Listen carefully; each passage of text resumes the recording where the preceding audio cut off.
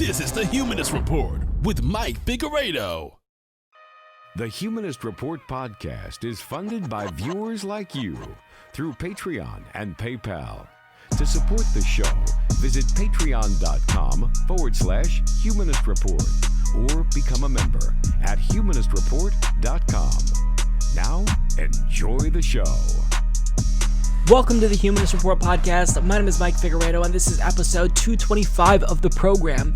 Today is Friday, January 17th, and before we get started, I want to take some time to thank all of our newest Patreon, PayPal, and YouTube members, all of which signed up for the very first time to support the show this week, and that includes Akanu Bogstali, Carlos Feliciano, Dante's Death 1, Heather Adele Tate, Jeffrey Songster, Joel, Chris Kramer, Lisa Lamagna, Paul H. Dorn, Ryan Lago, Sina, Strange Earth Records, and Taylor Clark. So thank you so much to all of these kind people. If you'd also like to support the show and join the independent progressive media revolution, you could do so by going to humanistreport.com/support, patreon.com/humanist-report, or by clicking join underneath any one of our YouTube videos. So this week on the program, we will talk about Elizabeth Warren's accusation that Bernie attacked her, as well as the story she leaked to the press suggesting Bernie Sanders was sexist. We'll discuss the aftermath of the story, talk about the need to stop Joe Biden, AOC's new organization that aims to compete with the DCCC, and I'll give you my pre-debate expectations followed by my post-debate breakdown. We'll discuss Bernie's greatest moments at the debate, as well as Elizabeth Warren's attempt to smear Bernie Sanders once again, and the disgusting pettiness that she put on display when she refused to shake his hand at the end. And finally, I will give you my closing thoughts on that story and hopefully wrap it up permanently. We'll talk about Bernie's taunting of Donald Trump, how Joe Biden poses a threat to Social Security, and we'll discuss Chris Matthew and why he thinks Bernie Sanders is the one to beat in Iowa. And finally, we close the week by talking to 2020 congressional candidate Hector Oseguera from New Jersey. And that's what we've got on the agenda for this week's episode. Hopefully you guys will enjoy the show. Let's go ahead and get right to it. Enjoy.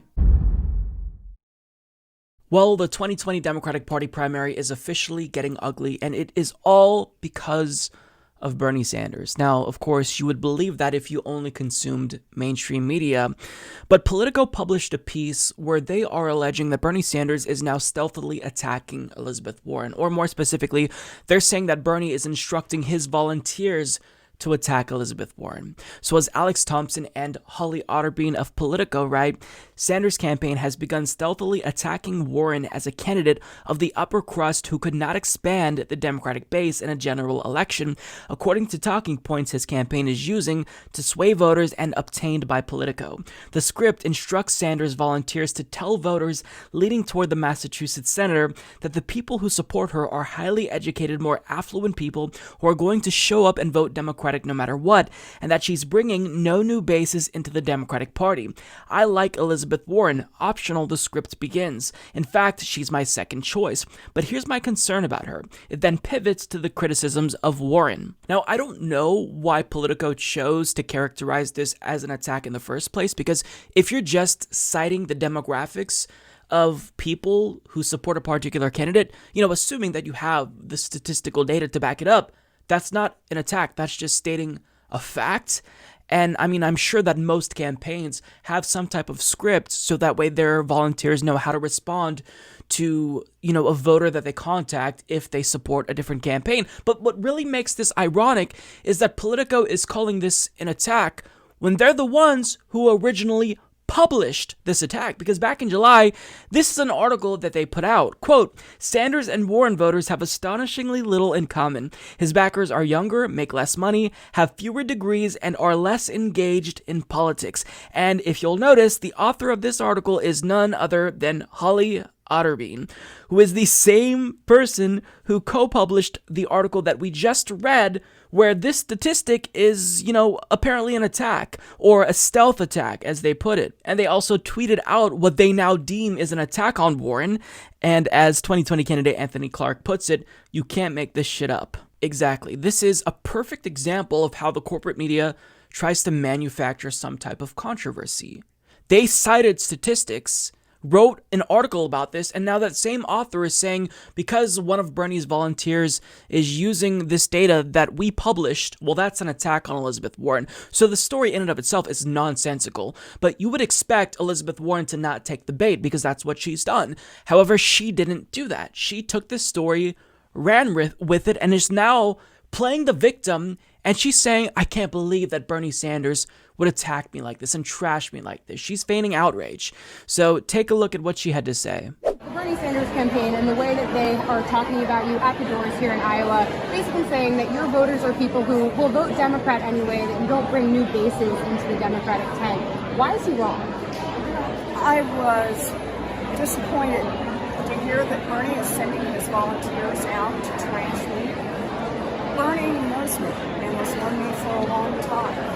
He knows who I am, where I come from, what I have worked on and fought for, and the coalition and grassroots movement we're trying to build.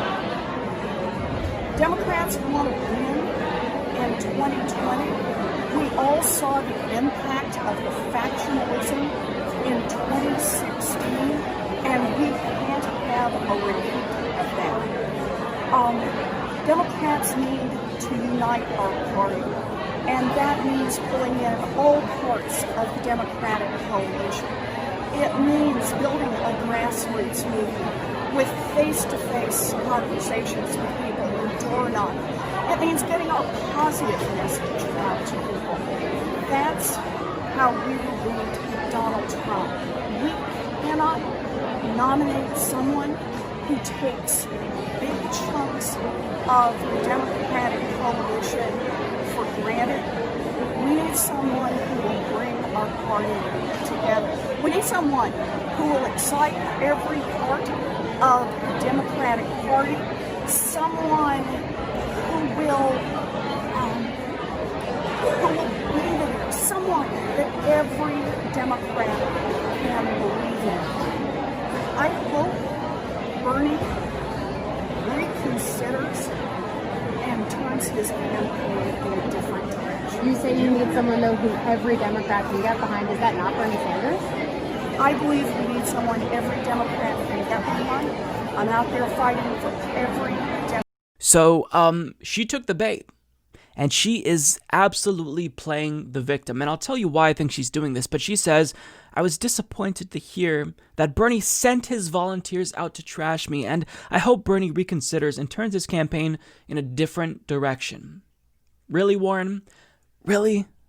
Now, on top of that, she essentially implies that he was responsible for the division in 2016 after she admitted in 2017 that the DNC rigged the primary against Bernie Sanders. So if that were the case, if she believed that, even if she walked it back, of course, it wouldn't be Bernie who was responsible for the division. Wouldn't you assume that it was the establishment for fucking over Bernie and his supporters that catalyzed this division in the first place? So, she is taking this story and she's running with it. And I think it's because she knows her numbers are down. She needs to attack Bernie Sanders in order to increase in the polls and gain more articles about herself, but she doesn't want to come across as the bad guy. So what is she doing? She's playing victim so that way she can attack Bernie Sanders or claim that he's attacking her, and then she can attack him and say, well, look, he drew first blood. I think this is what she's trying to do. But what's even more interesting about this is the story was misrepresented by Politico because a Bernie Sanders volunteer actually reached out and confirmed that this wasn't something that the Bernie, headquarters, if you will, had sent out and instructed people in the campaign to do. This is just something that one Bernie volunteer posted in a Slack group for Bernie volunteers.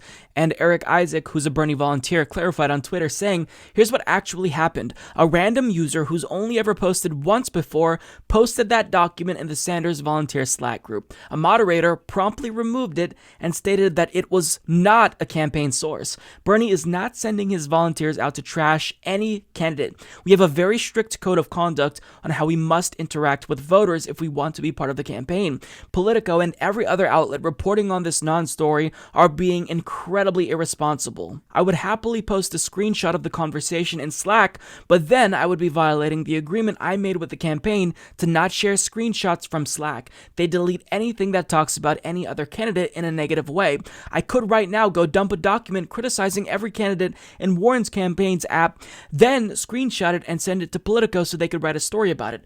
This was not a campaign maneuver, period. So given that Elizabeth Warren probably has the same type of platform where her volunteers communicate, she should know that this story and the details about it were dubious, but she took the bait and she decided to run with it because she wanted some type of excuse to attack Bernie Sanders herself. Now, she decided to take this to the next level. She doubled down and is now fundraising off of this attack lobbed against her by Bernie's campaign. So she sent out an email this morning saying, last night we got some disappointing news. Bernie Sanders' campaign is instructing volunteers to dismiss our broad-based inclusive campaign, saying the people who support Elizabeth are highly educated, more affluent people. When I heard that description, I didn't recognize it. That doesn't describe me or many of the passionate volunteers and organizers I know.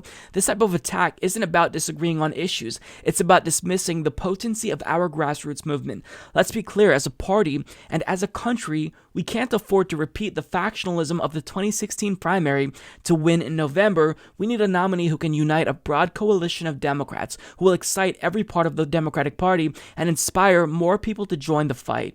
If you want the Democratic primary to be about a substantive vision for a country that works for everyone, I'm asking you to support our campaign with a contribution right now. So she's doubling down and once again implying that Bernie Sanders is responsible for the divisiveness in 2016. Not the DNC, not Hillary Clinton, but Bernie Sanders. That's the implication here. And believe it or not, she actually doesn't want to have a substantive policy discussion with Bernie Sanders because his platform is better than hers in every conceivable way. The only thing I agree more with Elizabeth Warren on is totally getting rid of the filibuster, but when it comes to policy issues, he's better than her. He goes further on every single issue, and he's more reliable because he has a multi-decade record of fighting for all of these same issues. Now, Elizabeth Warren is a very smart person, and she knows exactly what she's doing. I think she knows that the details of this story are dubious and that this isn't really even an attack, but this is a strategy. Look, here's the thing. When you are down in the polls, then it's really good for you to attack your opponent. But the thing about attacks is that sometimes they backfire. Oftentimes, if you attack someone, you can drive down their support, but you also simultaneously drive down your support. So the best way to attack someone is to respond to their attacks strategically and statistically. That's the best way. So she really desperately wants people to think that Bernie Sanders is the one who instigated all of these attacks. He started, so now that she's attacking him, she doesn't look as bad.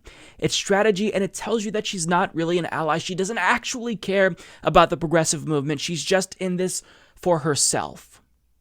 So, this is incredibly disappointing to see her doing this, but it's getting to a point where Iowa is taking place in weeks, and she's behind in the polls. The Des Moines Register just found that he's 3 points ahead of her. He's in first place in Iowa, and she's freaking out, and I think rightfully so. So strategically, it makes sense for her to go after Bernie Sanders in this way, but I just would have expected, better from Elizabeth Warren. I would have expected her to not be so disingenuous in her attacks on Bernie Sanders and understand this is an attack on Bernie Sanders by Elizabeth Warren. He didn't start this, she did. But I want everyone who's watching this who supports Bernie Sanders to be mindful of the fact that anything we say about Bernie Sanders can be used by the establishment as a representation of Bernie's campaign. Even if we have nothing to do with Bernie Sanders, they're going to use what you say to attack Bernie Sanders. So watch everything you say and acknowledge that we all represent the movement, like it or not.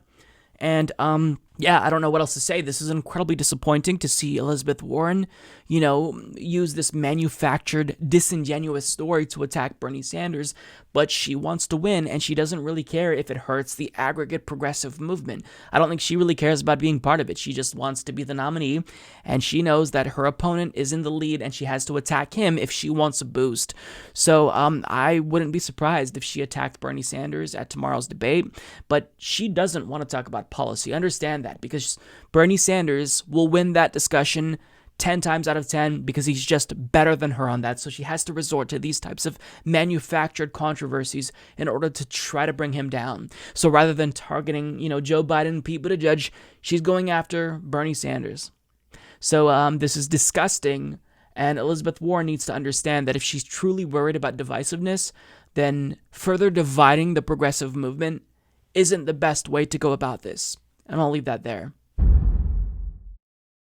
So just one day before CNN will host the final Democratic Party primary before the Iowa caucus, they just so happened to conveniently stumble upon a controversial news story about a thing that Bernie Sanders reportedly said. Quote, Bernie Sanders told Elizabeth Warren in private 2018 meeting that a woman can't win, sources say. Now, the context is unclear. Is he saying that a woman isn't competent enough to win? Is he saying that a woman will have a more difficult path to the White House because there's a lot of sexism and anti-woman bias? I mean, we don't know. We don't know about the full context. Does it really matter? No, because CNN wants you to believe that Bernie Sanders was being brazenly sexist here in this conversation with Elizabeth Warren. So, who said this? Because it seems like the only two people who were in this meeting were Elizabeth Warren and Bernie Sanders. So which one of them is the one who spilled the beans? Well, according to CNN, the description of that meeting is based on the accounts of 4 people. 2 people Warren spoke with directly soon after the encounter, and 2 people familiar with the meeting. Oh, okay, so anonymous sources. How convenient. Now, rather than diving into the details of this story, I'm going to play a clip for you because, of course, CNN broadcasted this as well. So this is what the author of the story had to say. Warren is blasting the Sanders campaign for reportedly giving volunteers a script to follow to denigrate her as a candidate, only appealing to the elite. But that may now be only part of the story between these two. Here with me now is CNN chief political analyst Gloria Borger and CNN political correspondent MJ Lee. And MJ, you have some new details about a meeting between these two, a long ago meeting before either of them joined the race. Tell us about this. That's right. We have some new reporting on a private meeting that took place between Bernie Sanders and Elizabeth Warren in December of 2018. You can do the math on the timing of all of this. This would have been when both senators were both preparing to launch their 2020 campaigns. And the two met in Warren's Washington, D.C. apartment, and they discussed a couple of things. And here's what CNN learned. We learned that the two discussed the importance of staying civil and not going on the attack against one another if the two were to face off in the 2020 election. They thought that it was important to not undermine the progressive movement. We also have reporting that they discussed ways to beat Donald Trump, and that Warren told Bernie Sanders that 2 major reasons she thought that she would be a strong candidate was because she could mount a robust argument on the economy, and that she thought she could get broad support from female voters. Now, 4 sources tell CNN that Bernie Sanders responded to Elizabeth Warren by saying he does not believe that a woman can win. Now, we are also told that Sanders expressed some frustration about the role of identity politics for Democrats, and also that Elizabeth Warren disagreed with Sanders' assessment that a woman could not win.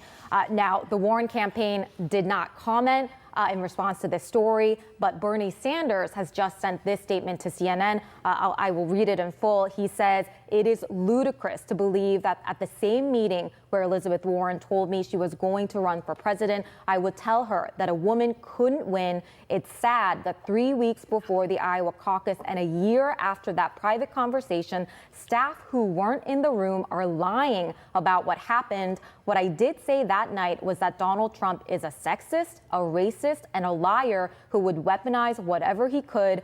Do I believe a woman can win in 2020? Of course. After all, Hillary Clinton beat Donald Trump by 3 million votes in 2016. So, Brianna, not only is Bernie Sanders aggressively pushing back, he is now accusing the Warren campaign of lying. Well, it's interesting because the Warren campaign isn't commenting. Elizabeth Warren could say, no, that's not actually, the conversation hasn't happened. So that's really important to note that, Gloria. Now, I don't know what Bernie Sanders said. Maybe he said something about sexism that is being misconstrued here. But what I do know is that I don't believe this story. I'm sorry, I don't believe 4 anonymous sources. First of all, because does anyone believe he would tell his future female opponent that she can't win because she's a woman? I mean, who would be dumb enough to do that? And second of all, I don't believe this because the 4 anonymous sources were not in the room with Bernie Sanders and Elizabeth Warren. Bernie's campaign manager, Faz Secure, confirmed that it was just them in the room. Do you think we need to hear directly from Senator Warren on this? Of course we do. We need to hear from her directly, but I know what she would say, that it is not true, that it is a lie. So I welcome her coming out and disputing this and putting this to rest. You have 4 anonymous sources who have commented on the story. I don't hate to get into a critique of the media here with the media, but these are the kinds of stories we get frustrated about. If you want to make an accusation of this caliber and this nature, then put your name to it. But you have 4 anonymous sources saying stuff that isn't true. There are only 2 people in the room. It was Elizabeth Warren, it was Bernie Sanders. They both believe that. So I don't believe this because those 4 anonymous sources, as a matter of fact, were not in the room when Bernie Sanders and Elizabeth Warren had this conversation. Furthermore, I don't believe it because it flies in the face of everything that Bernie Sanders has been saying. You see, the benefit of supporting a candidate with a 40-plus year record is that we have a lot of receipts that tell us what he actually believes. In fact, back in 1988, he said that he believed a woman can, in fact, win the White House. The real issue is not whether you're black or white, whether you're a woman or a man. In my view, a woman could be elected president of the United States. Yeah, and on top of that, here he is telling a classroom of young girls that they absolutely should run for president and participate in politics. In fact, they have a right to participate in politics as much as boys do. Has there ever been a woman mayor? Not in Burlington. There have been, and there are women mayors all over the country. There's a woman governor in this state. Who can tell me the name of our governor? Yeah. I think it's Madeline Kunin. That's right, Madeline Kunin. And Governor Kunin is a woman. And there are other, not a whole lot, I think there's one other woman governor. There are the mayor of San Francisco is a woman, and there are many women mayors, but not enough. And one of the very important things, and I hope that all the girls in this class understand, that you, just as much as the boys, have a right to become president. There's not been a woman president, although there was a woman who was giving thought to running for president this time, from Colorado, a woman named Representative Schroeder gave some thought. So I hope that the girls will think that they have the right to be involved in politics quite as much as the boys do. It's beginning to change, but it's not changing fast enough. So do you honestly believe that that person would tell Elizabeth Warren, his future opponent, to her face that she can't win because she's a woman? Absolutely not. So if this is based off of a real quote, assuming, the story isn't manufactured entirely, then there's no way that Bernie Sanders was being sexist. There's no way. I don't believe it. I'm sorry. These 4 anonymous sources can't be trusted. CNN cannot be trusted, who has shown disdain for Bernie Sanders in the past. And also, this is a day before the debate when they know that if they put Bernie Sanders and Elizabeth Warren on that stage and pit them against each other, that will be great for ratings. It also serves their agenda because that gives potentially Biden and Buttigieg a boost. So I don't trust anyone in this circumstance. The story stinks, and Elizabeth Warren is conveniently remaining silent because she knows this will hurt Bernie, and she also knows this isn't true. So, she'll eventually, I'm assuming, come out and say that this wasn't true, but why not just let the story, fester a little bit, hurt Bernie Sanders' chances, so maybe she kind of gets a boost, to the detriment of Bernie's campaign. And here's the thing, let's assume that this story were true for a moment. Well, as HuffPost writer Amanda Turkle points out, she reported just a month ago, Biden noted that part of the reason he's electable is that he won't face sexist attacks. Biden's campaign said that he wasn't trying to say that women are less electable than men, but he was listing ways that he will be able to beat Trump when Clinton can't, and he mentioned the unfair sexist attacks she faced in 2016. That's not going to happen to me, he said. So ask yourself this. Did you hear anyone in the mainstream media freak out about Biden saying this? Did CNN denounce what Biden said here? No. Now, we don't even know what Bernie Sanders said. We're basing this off of hearsay. But yet, this is incredibly controversial, and we should all believe that Bernie Sanders is sexist. That's the takeaway. So it's just dirty. There's a double standard, and that's if we believe that Bernie Sanders said that, but I don't believe that he believes that, and I don't believe that he would say this. Now, I want you to understand that this is all what we expected would happen. Back in December, when I talked about the polling data and how it showed Bernie Sanders was in fact surging and that the media was finally starting to pay attention, I predicted that this is something that would happen, not because, I'm some type of prophet, but because I've seen the media's tactics. This is the same thing that they've been doing for years to not just Bernie Sanders, but progressives in general. This is what I said.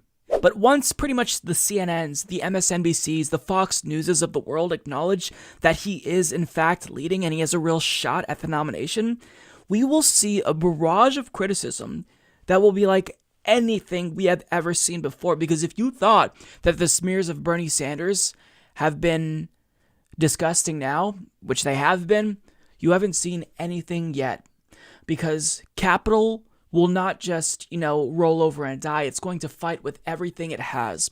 So if Bernie Sanders continues to surge, and if he makes a significant jump to where he starts leading in all of these primary states, once it's undeniable, they are going to pull out every single trick in the book, and people who you once thought were your allies are now going to be speaking out against Bernie Sanders, and they will reveal their true colors. They were only paying lip service to the movement, and they never really cared about the movement. We're going to see the media try to rehabilitate other candidates like Elizabeth Warren because, since she's now sliding and they see that Bernie Sanders is rising, they're going to try to present her once again as the progressive alternative. And I can't even fathom all of the different ways that, they're going to try to beat Bernie Sanders, but understand that that is what they will do. So as you can see, this is playing out exactly as I predicted it would.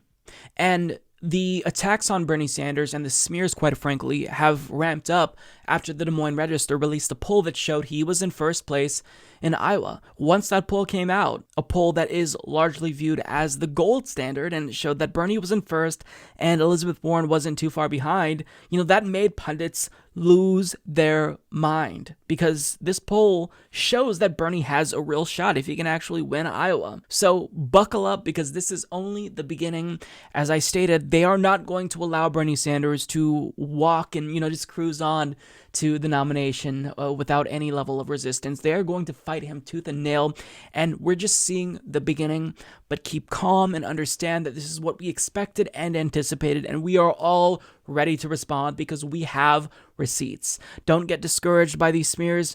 Just canvass for Bernie Sanders, phone bank for Bernie Sanders, and, chip in a buck or two to help him here because, for every single thing that the media says about him, he's going to have to spend campaign cash to refute in an ad or something. Or he's going to take time off the campaign trail to have to respond. So we can help Bernie Sanders overcome these barriers that the media will inevitably put up by stepping on the gas that much harder. Again, this is not something that should discourage us. It should encourage us to actually fight that much harder because we all knew these attacks were coming and now they're finally here and it's probably going to get a lot uglier than this. Expect a lot more stories from anonymous sources to say that Bernie Sanders is basically Satan. So before I cut the cameras, I decided to check one last time just to see and make sure Elizabeth Warren didn't respond because I want to include her response. And as I recorded this video, it does appear that she responded. So she released a statement, and this was given to us by someone named Kristen Orthman, who works for her. And this is her statement.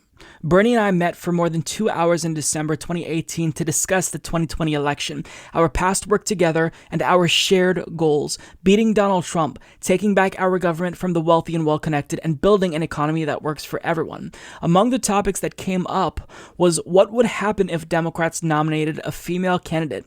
I thought a woman could win. He disagreed. I have no interest in discussing this private meeting any further because Bernie and I have far more in common than our differences on punditry. I'm in this race to talk about what's broken in this country and how to fix it, and that's what I'm going to continue to do. I know Bernie is in the race for the same reason. We have been friends and allies in this fight for a long time, and I have no doubt we will continue to work together to defeat Donald Trump and put our government on the side of the people. Wow, so she's saying, yeah, this report is actually true. So it's his word against hers. He's saying this is an outright lie. She's saying it's not a lie. Now, the good news is that most people can see, I think, that Bernie Sanders wouldn't say something like this. One, because it's stupid, and two, because it flies in the face, as I stated, of all the things that he said, his advocacy for women in politics throughout the years.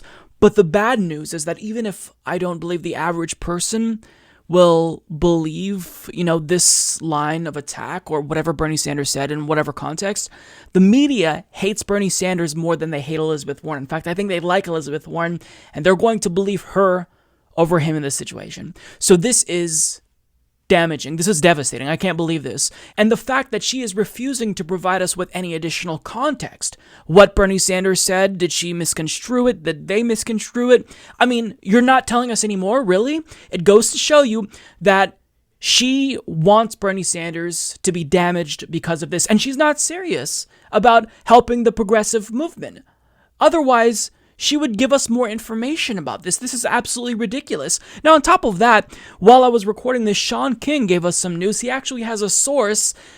He knows someone who talked to Elizabeth Warren, and understand this is hearsay, but this is what he says. Wow. Just spoke to a source who told me that Elizabeth Warren admittedly embellished the words of Bernie Sanders to her friends after her meeting with him in 2018, saying that Bernie said a woman couldn't win, but that he never actually said those words. Disgusting. So Bernie Sanders states that this was a lie. And then there is evidence now from people close to Elizabeth Warren, based on Sean King's tweet here, that Elizabeth Warren admitted that she lied. So I think that it's clear Bernie Sanders didn't say this, or he said something about women running for president and she misconstrued it or embellished, and she's misinterpreting it, and she's doing this because she knows that Bernie's loss is potentially her gain. She wants to get Bernie's progressive voters to jump ship and flock to her. But I don't think she realizes that the opposite is going to happen. This is driving people away from her, because as she continues to pivot to the center in this primary to appeal to centrists, as she moves away from Medicare for All, as she has this botched response to Soleimani, she's turning off Bernie Sanders voters. So anyone who was willing to support her before is getting even more and more driven away by this, because she accused Bernie Sanders of being divisive, and now here she is possibly lying about Bernie Sanders. Now, I don't know. I wish that she would actually be more kind and give us some additional context. If she believes that Bernie Sanders said this, and she genuinely believes that he said something like this, give us the context with which he was saying this. Tell us more. Do you genuinely believe, Liz, that he was saying this to be sexist? Do you believe his comment was sexist? We need more information. You're not giving us enough, and it's incredibly frustrating for you to say this and just leave us hanging now. So we have to wait, I guess, until the debate for you and Bernie to talk about this when you have 30 seconds each? I mean, it's preposterous. This is absolutely disgusting and slimy. Sorry, I don't believe Elizabeth Warren. I don't believe the person who lied about their Native American heritage. She is someone who is less trustworthy than Bernie Sanders, so I'm going to take his side until we can actually confirm beyond a shadow of a doubt, but it doesn't seem like we're going to be able to do that because it's his word against hers, so I guess I'm going to have to default to the person who has been more reliable and doesn't get caught lying every other month, Bernie Sanders.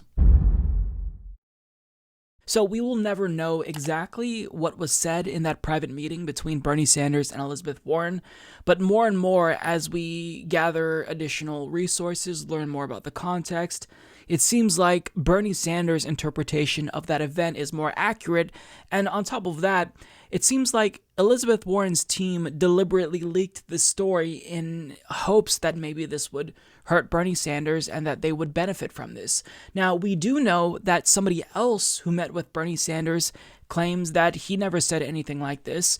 Tulsi Gabbard tweeted out, "I also met with Bernie Sanders before announcing my candidacy. We had a nice one-on-one conversation and I informed him that I would be running for president. In that meeting, he showed me the greatest respect and encouragement, just as he always has." So there's that. And additionally, the Washington Post published an article where I don't know if they talked to a new source, but they give us more context that sheds light on what Bernie Sanders might have said. Quote, 2 people with knowledge of the conversation at the 2018 dinner at Warren's home told the Washington Post that Warren brought up the issue by asking Sanders whether he believed a woman could win. One of the people with knowledge of the conversation said Sanders did not say a woman couldn't win, but rather that Trump would use nefarious tactics against the Democratic nominee. So if this is true, then what Elizabeth Warren is saying is a gross misrepresentation. And this is why when she said, look, Bernie said that a woman couldn't win and I disagreed, but I'm done talking about it, we all got mad because additional context is crucial here. This matters. And because she is so willing to move on tells me that her team probably leaked this story and it backfired and now she wants to move on before it hurts her anymore. But this is unacceptable. Like, if you truly did leak this story, then we deserve to know what was said in that meeting. Again, we're never going to know exactly what was said because they weren't recording the meeting.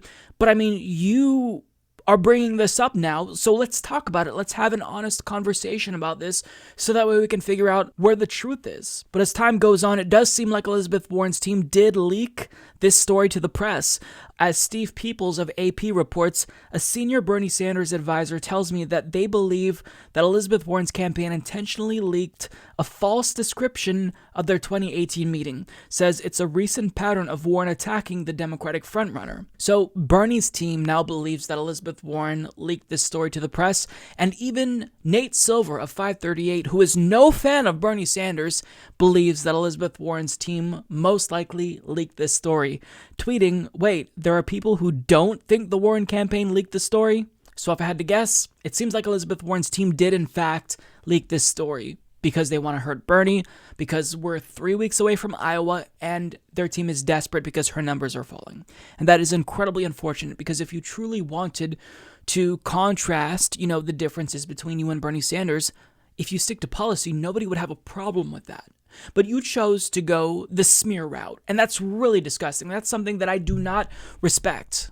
That's something I don't respect.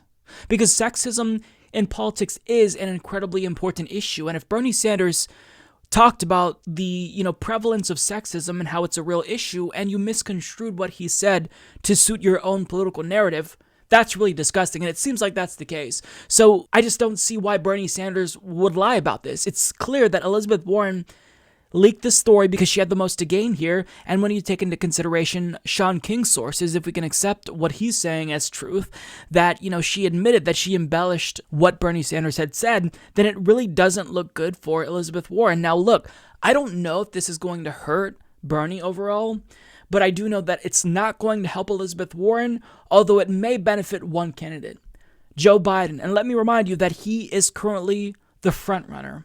He is the front runner. He's polling in first place nationally, and he's basically statistically tied with Bernie Sanders for first place in Iowa and New Hampshire currently. So I don't know what Elizabeth Warren was trying to accomplish here. Maybe her and Biden have some type of, non-attack truce or something. Maybe he promised her a VP slot if she went after Bernie. I don't know. But what I do know is that I am incredibly, incredibly disappointed in Elizabeth Warren, because this is something that I expect better from her. I've been disappointed in her time and again, but this really does seem like a new low.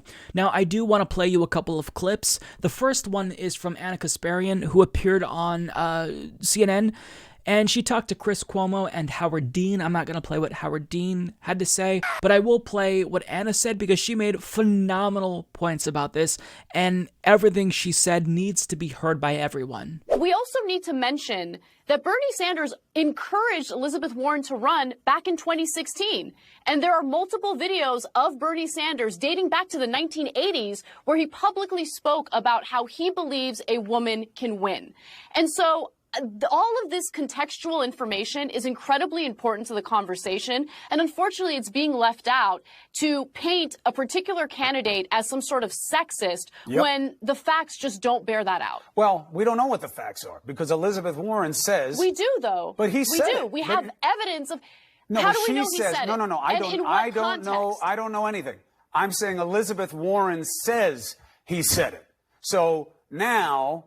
we've got something here, right? If you and I have a conversation and I say, no, Anna said it. And Anna said, I would never say anything like that. I said, well, she said it to me.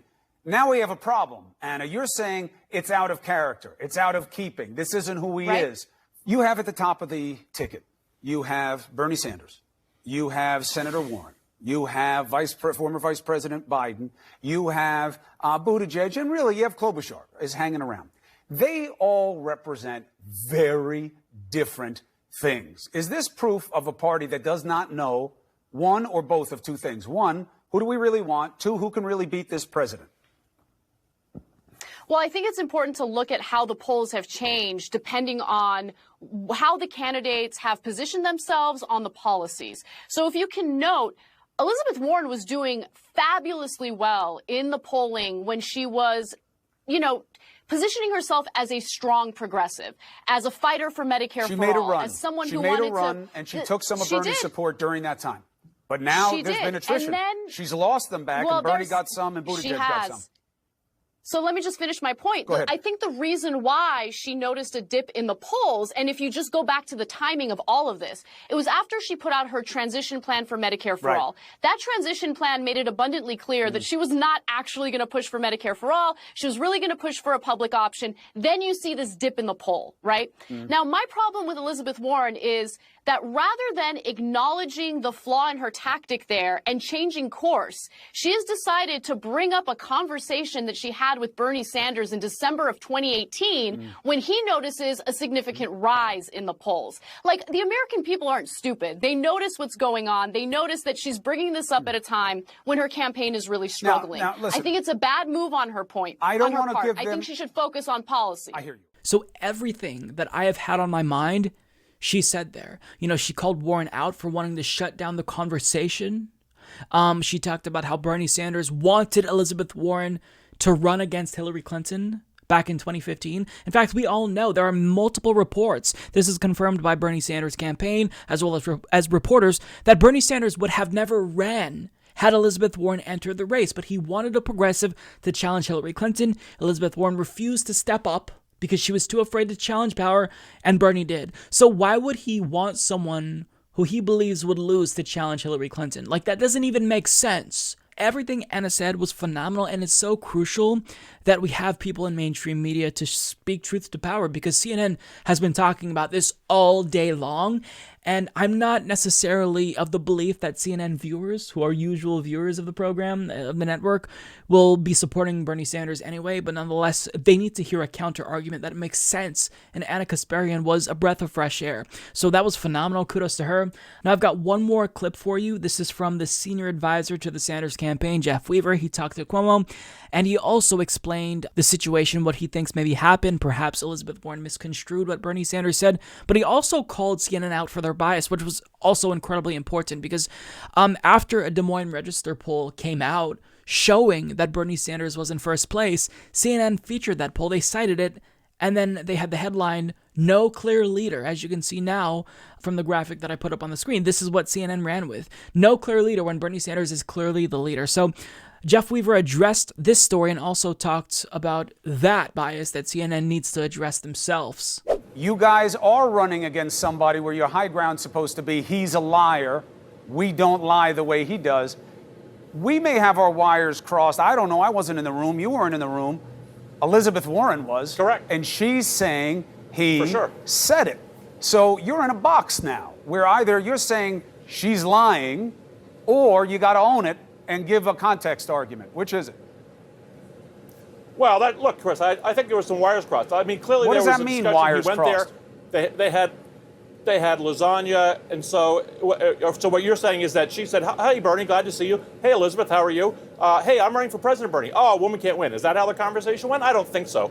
Look, I think they talked about the 2020 race. She says she said I want to run. He disagreed with the idea that a woman could win. Why would she lie about it? What does that say about her? You got to make a case.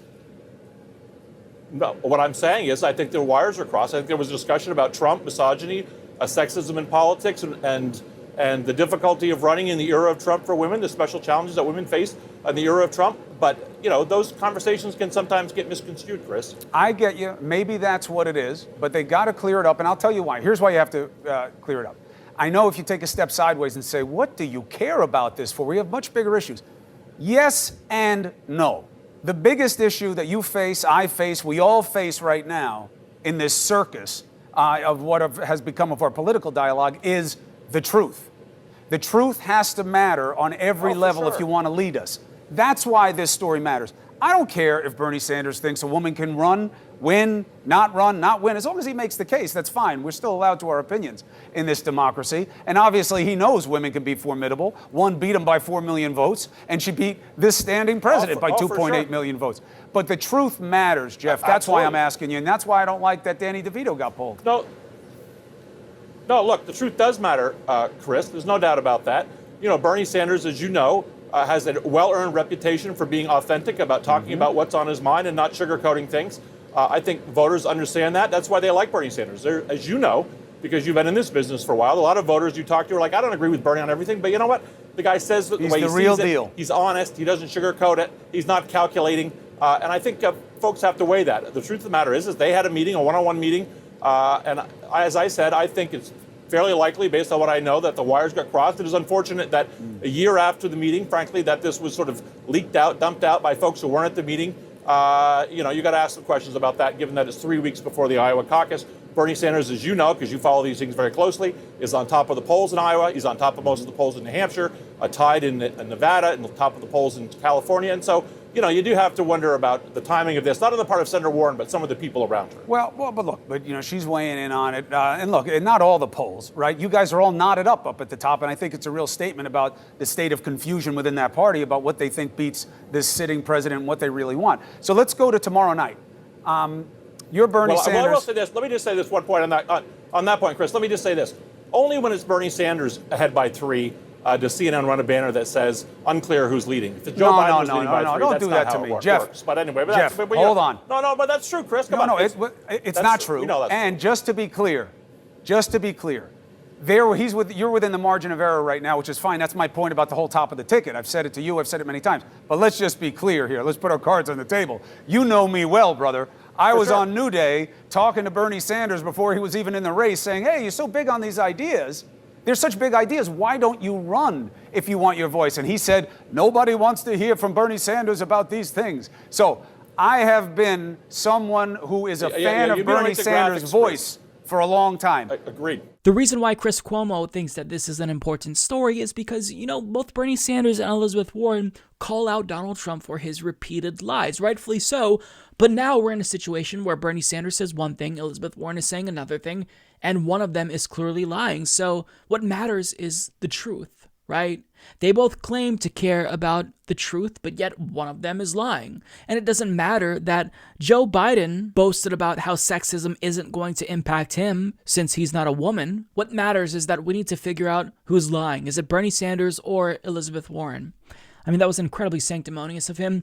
But if you're curious about who's telling the truth, well, most likely it's the person who didn't lie about his Native American heritage. She benefited off of this Native American heritage lie for I don't know how long, and then when activists called on her to speak out, when Standing Rock protesters were being brutalized by militarized police, she stayed silent. She was nowhere to be found and only spoke out after the story was long done, basically. So I mean, if you're gonna question who's more trustworthy, would you trust Bernie Sanders or Elizabeth Warren? I'll tell you this, there's a reason why I trust Bernie was trending on Twitter while this story broke. There's a reason why Refund Warren, with thousands of people asking Act Blue to refund their donation of Elizabeth Warren on Twitter. It's because we all trust Bernie Sanders more than Elizabeth Warren, because if he said something, he would say, I said that, and then explain himself or admit, look, I've changed, I don't agree with that, right? He didn't deny when his weird college papers or whatever came out, the stories that he wrote. He just said, look, that was cringeworthy, it was stupid, and I don't agree with that. It was satirical writings, and I wish I didn't do that. He has no reason to lie. He is known for being honest and trustworthy, and Elizabeth Warren has had times when she doesn't tell the truth, where she's unreliable, and we know that she's dipping in the polls, and she's getting desperate, right? She wants to save her failing campaign. So, I mean, I think it's obvious Bernie is the one who we can trust, who most people, I think, trust. But overall, I want people to remember that this is exactly what we expected would happen, It's probably the first of many attacks against Bernie Sanders. And, it still doesn't necessarily make it any better, seeing that Elizabeth Warren, of all people, we kind of thought was an ally, or at least the closest to being an ally in this race. Nonetheless, let's move on and keep our eye on the prize, and remember that Bernie Sanders is still polling extremely well. There's a new poll that shows that he's in first in California. In fact, he grew his lead, so we can win this. Let's try to let all of this just, roll off of our back or shoulders, whatever the saying is, and let's move on, because it's not worth our time. Overall, this isn't going to help Elizabeth Warren. Will it hurt Bernie? I don't necessarily know, but it's not going to be, a nail in his coffin or anything like that. I think he certainly can recover if this does hurt him. And I think that whoever is telling the truth at the end of the day, that's going to come out, at least to a large extent. We may never know exactly what was said. We're not going to get a verbatim transcript, but I think that, in the end, the truth will win out. And that's why I'm confident that Bernie Sanders, in the end, will emerge on top, in spite of this sad attempt by Elizabeth Warren to smear him. So I know that there are a lot of progressives that feel really demoralized that Elizabeth Warren, who is their second or third choice in this race, has decided to smear Bernie Sanders, go on the negative 3 weeks before Iowa. I get that that's disappointing, but I wanted to remind everyone what's at stake here and who is our true target, because this is the way that I view the situation. Even though it's demoralizing and frustrating, albeit unsurprising, the main target is still Joe Biden, because we cannot allow this distraction to take away from what Joe Biden should be dealing with right now. He should be defending his record. It shouldn't be Bernie Sanders. He's the one who should be defending his record, because he is a weak candidate with a horrible record who would absolutely lose to Donald Trump. Now, the reason why I think the focus needs to be on Joe Biden and why we can't get distracted by Elizabeth Warren shenanigans is because he still is the frontrunner. So when you look at aggregate polling data, according to Real Clear Politics polling averages, he is still in the lead nationally, and he is 8.5 points ahead of Bernie Sanders overall. Now, going to early primary states like Iowa and New Hampshire, believe it or not, even though Bernie Sanders came out on top of a poll from the Des Moines Register, well, Joe Biden is climbing in Iowa, and him and Bernie Sanders are statistically tied. Joe Biden, on average, is polling higher than Bernie Sanders. He's at 20.7. and Bernie Sanders is at 20.3. So this is incredibly close, and I don't want there to be another situation where they essentially tie in Iowa like they did in 2016. I want Bernie to win outright. Now, when you look at New Hampshire, all of a sudden, Joe Biden seems to be surging, for lack of a better word. It actually pains me to say that, but when you look at his numbers, he's been on the rise, and he is now in the lead overall. He's sitting at 23.3 to Bernie's 22.3. So he's a whole point ahead of Bernie Sanders. This isn't a huge lead, but regardless, when you take into account the fact that Joe Biden is also polling ahead in Nevada and he has a huge lead in South Carolina, we can't afford to take our eye off the prize currently. Because if Joe Biden wins Iowa and New Hampshire, there's a very, very good chance he wins this whole thing. He becomes the nominee. And then if that happens, we all know what to expect. Donald Trump is probably going to get 4 more years, because I can't see a situation where Joe Biden excites enough people to get out the vote.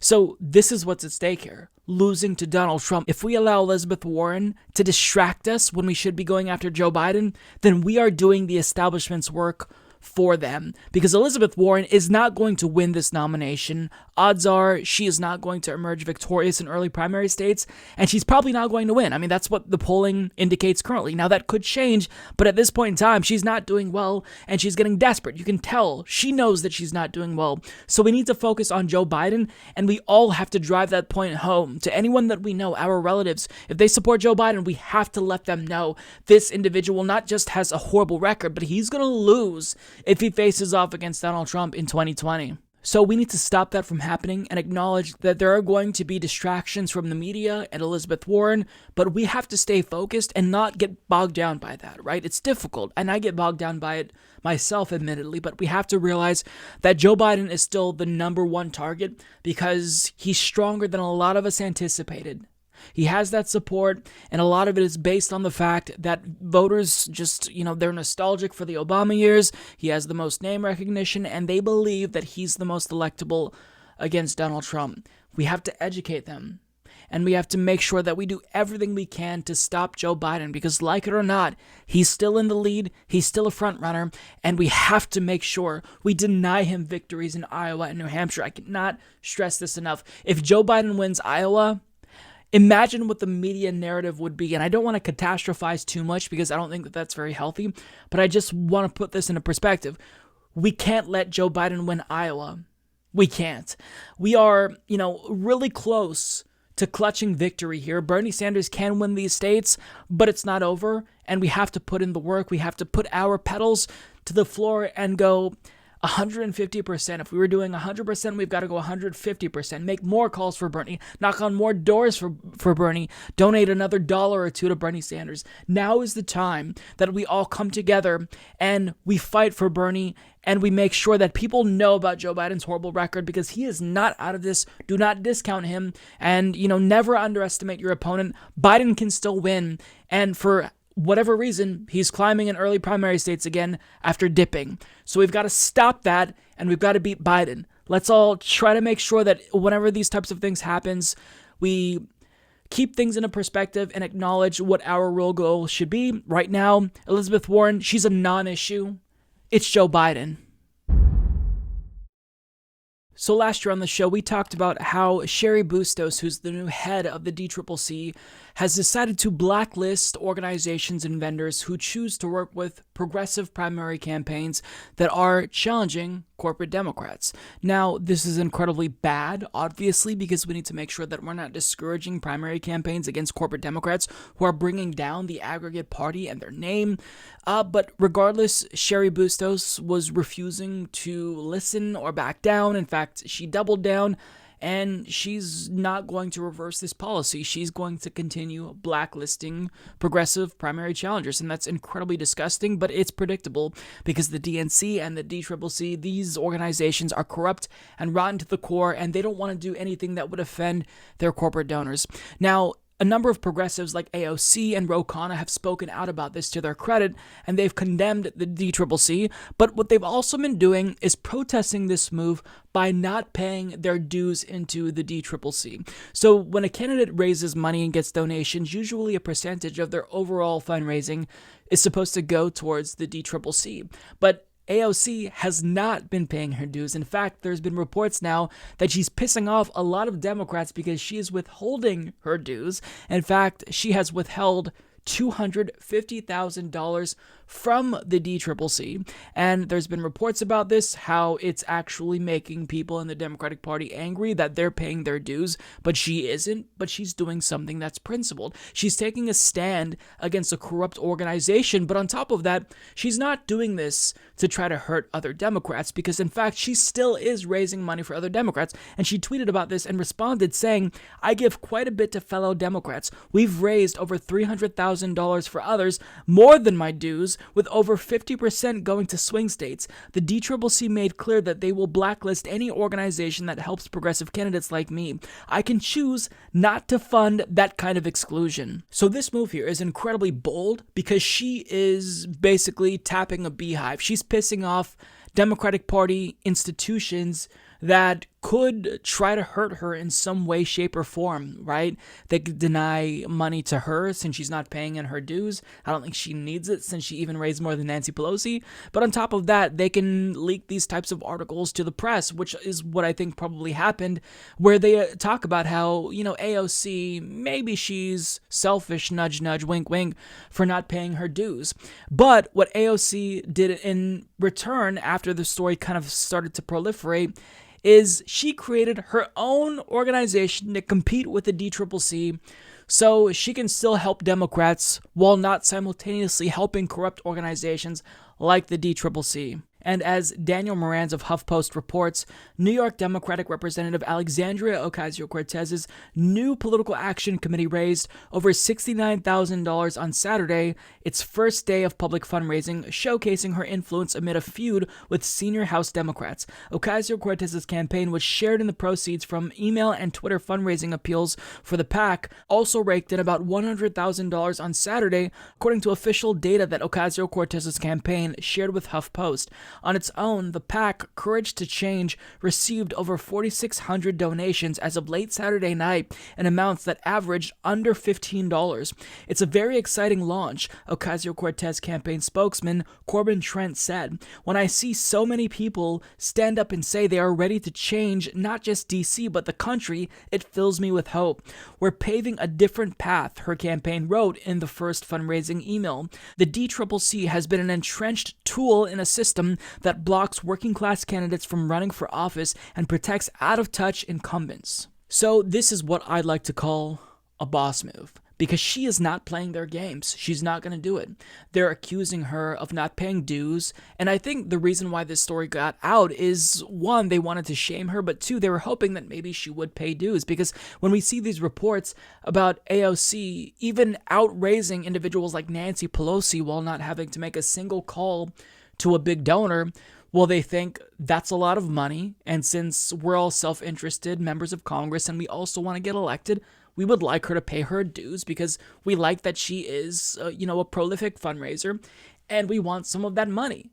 But it didn't go the way that corporate Democrats had hoped, because what did she do? Well, she created her own PAC, Courage to Change, so that way she doesn't have to worry about taking money from the DCCC. She can raise money with grassroots, small donors averaging $15, and that's how she's going to help other Democrats get elected, not by relying on the corrupt DCCC and corporate Democrats, not by helping other corporate Democrats who then smear her and fight against her agenda. No, she's doing it her own way, and it is already proving to be successful. This feels really good because it actually gives me hope. It gives my cynical heart just a little bit of hope, because she is remaining principled and she knows, like she's told us about the pressure to conform in DC, and here she is not only fighting against that pressure, but she is spitting in its face and telling it to go fuck itself. And I love that. I love that we can really rely on her to fight against the corrupt machine that is the DCCC, because it tries to crush any primary challengers to corporate Democrats, and they are the ones that have to go if we truly want to change the country and beat Republicans for once. So I absolutely applaud her. This is a bold move, and I'm glad that it's paying off, literally, because we want to help Democrats get elected, but not the shitty corporate ones who aren't actually going to represent us. And by donating to this PAC, I'm glad to know that my money won't be helping to fund individuals who I believe are antithetical to the progressive movement, who are just bad for the country, who should join the Republican Party. So great move. Kudos to AOC. I love this. Well, there is another debate tonight, and it will be hosted by CNN and the Des Moines Register at Drake University, and it will feature 6 candidates: Bernie Sanders, Joe Biden, Elizabeth Warren, Pete Buttigieg, Amy Klobuchar, and Tom Steyer. Now, essentially, I have 4 people up on the screen behind me because those are the only individuals who actually have a chance, and who this debate is actually either going to help or hurt the most. They have the most on the line. So what I want to do is talk through what I think we can expect. By the time you all are seeing this, most of you are seeing this, we'll just have had the entire drama between Elizabeth Warren and Bernie Sanders, in large part because Elizabeth Warren most likely planted that story. So will we see that at tonight's debate? I think a question on this will certainly come up, since CNN was originally the source that broke that story. They're going to be hosting this debate, so you can expect a portion of time to be dedicated to that, and expect to be incredibly disappointed because I don't believe that they will give Bernie Sanders a chance to explain himself and defend himself properly, although if they do, I will stand corrected and be very happy to be wrong about that. Now, basically, Bernie Sanders is walking into a lion's den tonight. He's always a target for attacks, not just from the other candidates, but from moderators as well, usually, and now he is surging in the polls. So understand that this will probably be the most harsh debate for Bernie Sanders. He will have to defend himself. And if I were Bernie Sanders, the way that I think I would proceed is I wouldn't go on the offensive as much. I would simply make my case, but whenever I am attacked, and he will be attacked, it's inevitable at this point, rebut with a counterattack. So if Elizabeth Warren attacks you, attack her back and say, well, she doesn't go far enough. She doesn't want to cancel medical debt. If Joe Biden attacks you for saying that Medicare for all is too expensive, then you attack him for saying that he didn't find a way to pay for the Iraq war that he voted for. So Bernie Sanders, what he should be able to demonstrate is that he cannot just withstand the attacks, but he can counterattack. And he needs to prove to voters that he will be strong against Donald Trump. And that means also calling out the media's most likely biased questions that they will pose to him specifically, right? He needs to basically make this a masterclass in debating Donald Trump and prove that he's strong against the other candidates and therefore will be strong against Donald Trump in a general who is already attacking Bernie Sanders. And he's demonstrating a lot of strength amid these attacks from Donald Trump. There's an article from BuzzFeed News that states Trump is kind of fixating on Bernie Sanders. So Bernie has handled those all great. He needs to do that here.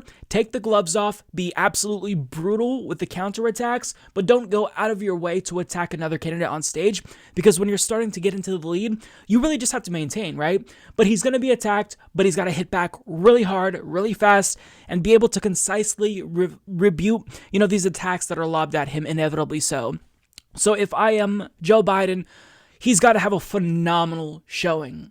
He really is at an iffy standing. He has kind of pulled ahead in early primary states. Him and Bernie Sanders are basically statistically tied in Iowa and New Hampshire. So Joe Biden has got to prove that he is the front runner. He can't have too many brain farts. He can't be weak. He can't be the subject of everyone else's attacks. He has got to come out on top of this debate if he really wants a shot, because this is the last debate before Iowa. So he's got to make a strong case for himself. Will that happen? I don't know. Most of his debate performances have been incredibly poor. That last debate, I think he actually did a good job, namely because he didn't really talk that much, right? But if he is talking a lot more, I think that it's time for him to demonstrate why he's not really suited for this. So all I know is it's do or die right now. Joe Biden, he can't just fade into the background. He's got to have a strong showing. If I'm Elizabeth Warren, my task exclusively, basically my only task, is to win back progressives. She has pissed off all of Bernie Sanders supporters by going negative against Bernie Sanders while trying to disingenuously frame herself as the victim of Bernie's attacks. No, we see right through you, Elizabeth Warren. You need to win back Bernie Sanders supporters. So give us context, clarify the situation, defend Bernie Sanders. If you truly believe that what Bernie Sanders said to you in that closed-door meeting was meant to be sexist, then also call out Joe Biden for the same thing. He said the same thing. He recently said that he wouldn't be subject to the sexist attacks as women. So he's basically boasting about how I'm a man and I'm stronger against Trump. Call him out. Be consistent. Don't just make it seem like you're trying to siphon away progressive voters from Bernie Sanders for, your benefit, right? Now, not only does Elizabeth Warren need to win back progressives, but she has got to be incredibly aggressive. She's got to hit Biden, and she's got to hit him hard. Because what she did, this attack on Bernie Sanders, I don't think it is going to help her, but I do think it's going to help Biden. When both Bernie Sanders and Elizabeth Warren go at it, Biden will benefit from that, right? So she's got to make up for what she did now and attack Biden, attack Buttigieg, but not attack Bernie Sanders. She needs to avoid that because, as she learned, when you attack someone who's a progressive, we don't take you seriously. We don't view you as part of our movement. And she's claimed that she's progressive. Now she's been inching closer and closer, towards the center throughout the course of this primary. Nonetheless, if you truly are serious about uniting both wings of the party, you need to make it up to us at this debate. You need to attack Biden and Buttigieg, be the attack dog for Bernie Sanders after what you did. Now, Pete Buttigieg, if I were him, I'm pulling out all the stops because he needs to have a damn good night. He is no longer surging. He's no longer viewed universally as the front runner according to mainstream media. His poll numbers are sinking. He needs to have a good night. This is basically his last chance to make an impression on voters before Iowa. If he doesn't perform well in Iowa, odds are he's not going to have the momentum needed to carry him throughout the rest of the primary, and it may be donezo for him. So he needs to make sure he brings out all the big guns. He needs to understand that he is competing for that centrist space with Joe Biden, and Joe Biden is overall the front runner, more so than Bernie currently. So if I am Pete Buttigieg, I'm going to pull an Elizabeth Warren, and I'm going to attack the person ideologically who's closest to me in hopes of siphoning off his voters. So Pete Buttigieg needs to make an aggressive case against Joe Biden, that he is the one who centrists should unite behind if they truly want to beat Donald Trump and they think that a centrist can beat Trump. Now, I don't think that a centrist will win against Trump, but if I'm Pete Buttigieg, a self-interested opportunist, that's the case that I'm going to make. Now, when it comes to Amy Klobuchar and Tom Steyer, they're hanging on for dear life at this point. Each of these debates, Amy Klobuchar in particular, has gotten a lot of talk time, a disproportionate amount of talk time relative to where she stands in the polls, right? So I don't even know what she can possibly accomplish. After that last debate, there are a lot of pundits like Chris Cillizza that said she won big. Zero effect in the polls. You see her ticking up in early primary states, but by and large, she's not doing well in spite of the fact that the media is desperately trying to push her into that front-runner status as Pete Buttigieg slips. So she has to do something different this time. She can't keep up with the same strategy, right? She's got to actually come to the table with policy solutions and not just shit on progressive policy solutions. Because every time she shows up to these debates, she basically just says what we can't do. So now it's time for her to put up or shut up. Tell us what we can do, what she is offering, what is her vision. Because we know what isn't her vision. She doesn't believe in progressivism. She doesn't want Medicare for all. Okay, great. So tell us what you support now. Make your case. When it comes to Tom Steyer, I don't really believe that there's anything he can do.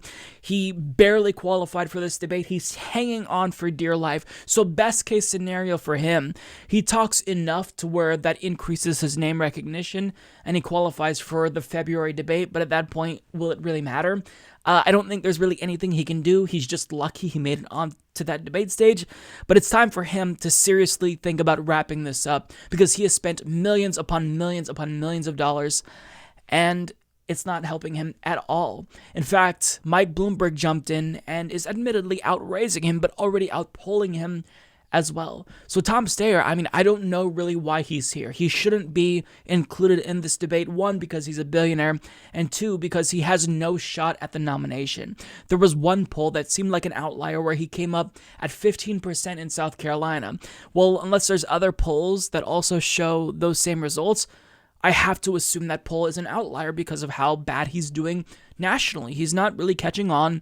Nobody's talking about him. Even the mainstream media has largely ignored him in favor of the other billionaire, Mike Bloomberg. So this is basically about him qualifying for the next debate, even though that won't help him as well. So that's it. I'm not sure how long this debate will be. I'm assuming 2 to 3 hours long. I hope that we get a debate like the last debate where Bernie Sanders takes the gloves off and is more aggressive. I'm assuming he will be aggressive in the event he is attacked. I don't expect him to go on the offensive, but I do want him and hope that he defends himself, right? Because you can't just allow all of these candidates to attack you from different angles. You're going to possibly have Elizabeth Warren attacking him from what she hopes is the left. You're going to have people attacking him from the right. So he has really got to make the case for himself. And for Bernie Sanders, this is about proving that he just took on, all these 5 candidates and he handled them with ease. Watch what he's going to do to Donald Trump. If he can take on all 5 people at once, then he can definitely take on Donald Trump. That's basically what Bernie Sanders needs to communicate. But we will wait and see, and you can look forward to my full debate analysis after the debate. I will post it the morning after, so definitely look forward to that, as well as some clips, where I talk about the highlights. So we'll wait and see, but hopefully this debate will be good for Bernie Sanders because now it is make or break. So, worst debate ever? Worst debate ever. Let me tell you, I am exhausted after watching that debate. It was only a little over 2 hours, but I feel like it was 10 hours long. I knew that it would be brutal. I knew that Bernie Sanders was basically walking into a lion's den. But I think that definitively what this demonstrates more than anything is that CNN is incapable of hosting a debate. And just in the same way that the DNC blacklisted Fox News, they need to also do that to CNN and not allow them to host any debates going forward, because whenever they host a debate, it turns out to be a train wreck. CNN is not news. They are an entertainment channel that doesn't care about delivering the news and informing viewers. They care about ratings. So it's time that the DNC treats them as such and not allow them to host these debates. This was the worst debate. If it wasn't the worst, it was one of the worst. But I mean, it was pretty bad. So we'll talk about why I think this debate was bad and my overall takeaway as to who were the winners and losers. But first, let's talk about some general statistics. So when it comes to overall talk time, Elizabeth Warren got the most time to speak with 18 minutes, 59 seconds. Bernie Sanders came in second with 17 minutes, 51 seconds. Amy Klobuchar came in third with 17 minutes, 36 seconds. Pete Buttigieg came in fourth with 16 minutes, 45 seconds. Joe Biden came in fifth with 16 minutes, 22 seconds. And Tom Steyer came in last, a distant last, with 12 minutes, 37 seconds, which I believe is even too much time than he deserves, given that he bought his way onto the debate stage. Going to the amount of new Twitter followers that each candidate gained throughout the course of the debate, Bernie Sanders had the most with almost 3,000 new followers. Amy Klobuchar came in second with more than 1,500. Tom Steyer came in third with 1,160. Pete Buttigieg came in fourth with 1,116, Elizabeth Warren with 1,054, and Joe Biden with the least. And when you look at relative growth, Tom Steyer gained the most, Amy Klobuchar came in second, Pete Buttigieg in third, Bernie Sanders and Elizabeth Warren tied for fourth, and we have Joe Biden in last place with the least amount of new Twitter followers gained and the lowest number in terms of relative growth. Okay, so let's get to CNN. So if it wasn't incredibly obvious to you, let me break it down and what they were trying to do. They desperately wanted to instigate a fight between Bernie Sanders and Elizabeth Warren. They started this yesterday, and this was namely because Elizabeth Warren had decided to probably leak their private conversation so she can smear Bernie Sanders as a sexist, and CNN, ran with this, and it was obvious whose side they had chosen. Look at the lower thirds here. These graphics demonstrate who they chose to support.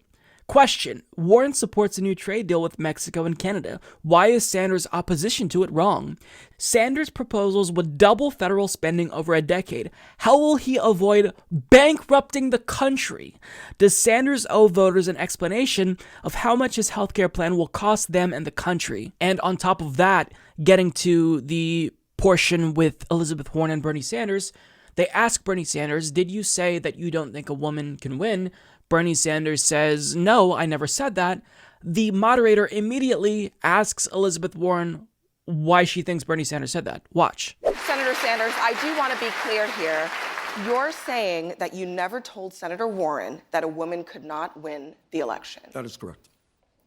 Senator Warren, what did you think when Senator Sanders told you a woman could not win the election? So Bernie Sanders had to deal with media bias, and on top of that, Bernie Sanders was getting attacked, as I predicted, from, Elizabeth Warren, as well as from the centrists. If we're going to not put Elizabeth Warren in that same camp, I think she's more pro-establishment, center-left, but nonetheless, I digress. Bernie Sanders had to defend himself. He is now becoming the front runner, and it was incumbent on him to demonstrate to voters that he is strong enough and capable to take on Donald Trump. Did he get it done? Let's stick a pin in that, because I want to talk about overall who I believe were the winners and losers. Now, typically what I do, before I get to the winners, I break it down into three categories. I have my winners, my losers, and people in the they did okay category. So, for the first time ever, I do not have anyone that I am placing in the winner category. Now, I know what you're thinking. Mike, Bernie Sanders did great. Yes, he did. But I was looking for something very specific. And, well, I'll talk about that when we get to Bernie Sanders. So in terms of the Two individuals who I believe are in the okay category: Bernie Sanders and Joe Biden. Now, Joe Biden is in this category because he didn't really have to defend himself. He wasn't attacked, and he's still the front runner, so that should have been everyone's focus, and he got away basically scot-free. Certainly, Bernie Sanders did a good job at holding his feet to the fire when it comes to the Iraq War, right? But Joe Biden had some assistance from CNN to bring up, oh, well, you decided to vote for the Afghanistan war. Okay, I think that that's fair. But I mean, when we're talking overall, who has the foresight to not get us into these never-ending wars? Clearly, it's Bernie Sanders. And I think that Bernie Sanders made a good case for himself and a case against Joe Biden. But with that being said, Joe Biden just was not tested as a frontrunner should be. And because of that, I don't think anyone did enough to drive down his support going into Iowa. Does this mean that Joe Biden will win Iowa? Not necessarily. I don't believe that this debate will improve his standing. I don't think it's going to hurt him at all, though, as well. So I think he'll continue to slowly but surely decline nationally overall. But over the last couple of days, he's gotten a little bit of a bump in Iowa and New Hampshire to the point where he's now leading overall in Iowa and New Hampshire. Understand, he was down, but now he's up and leading overall. So what I'm saying is the reason why he's not a loser but also not a winner is because he just really sailed through and maintained, right? Now, when it comes to Bernie Sanders, I think, performed phenomenally well, as he usually does. I think he had the strongest performance of the night by far. He's the only person who gives me hope. If he's not the nominee, then I have absolutely no hopes that we're going to beat Donald Trump. Now, I hope that I'm wrong about that, but I think that the situation is currently looking really grim.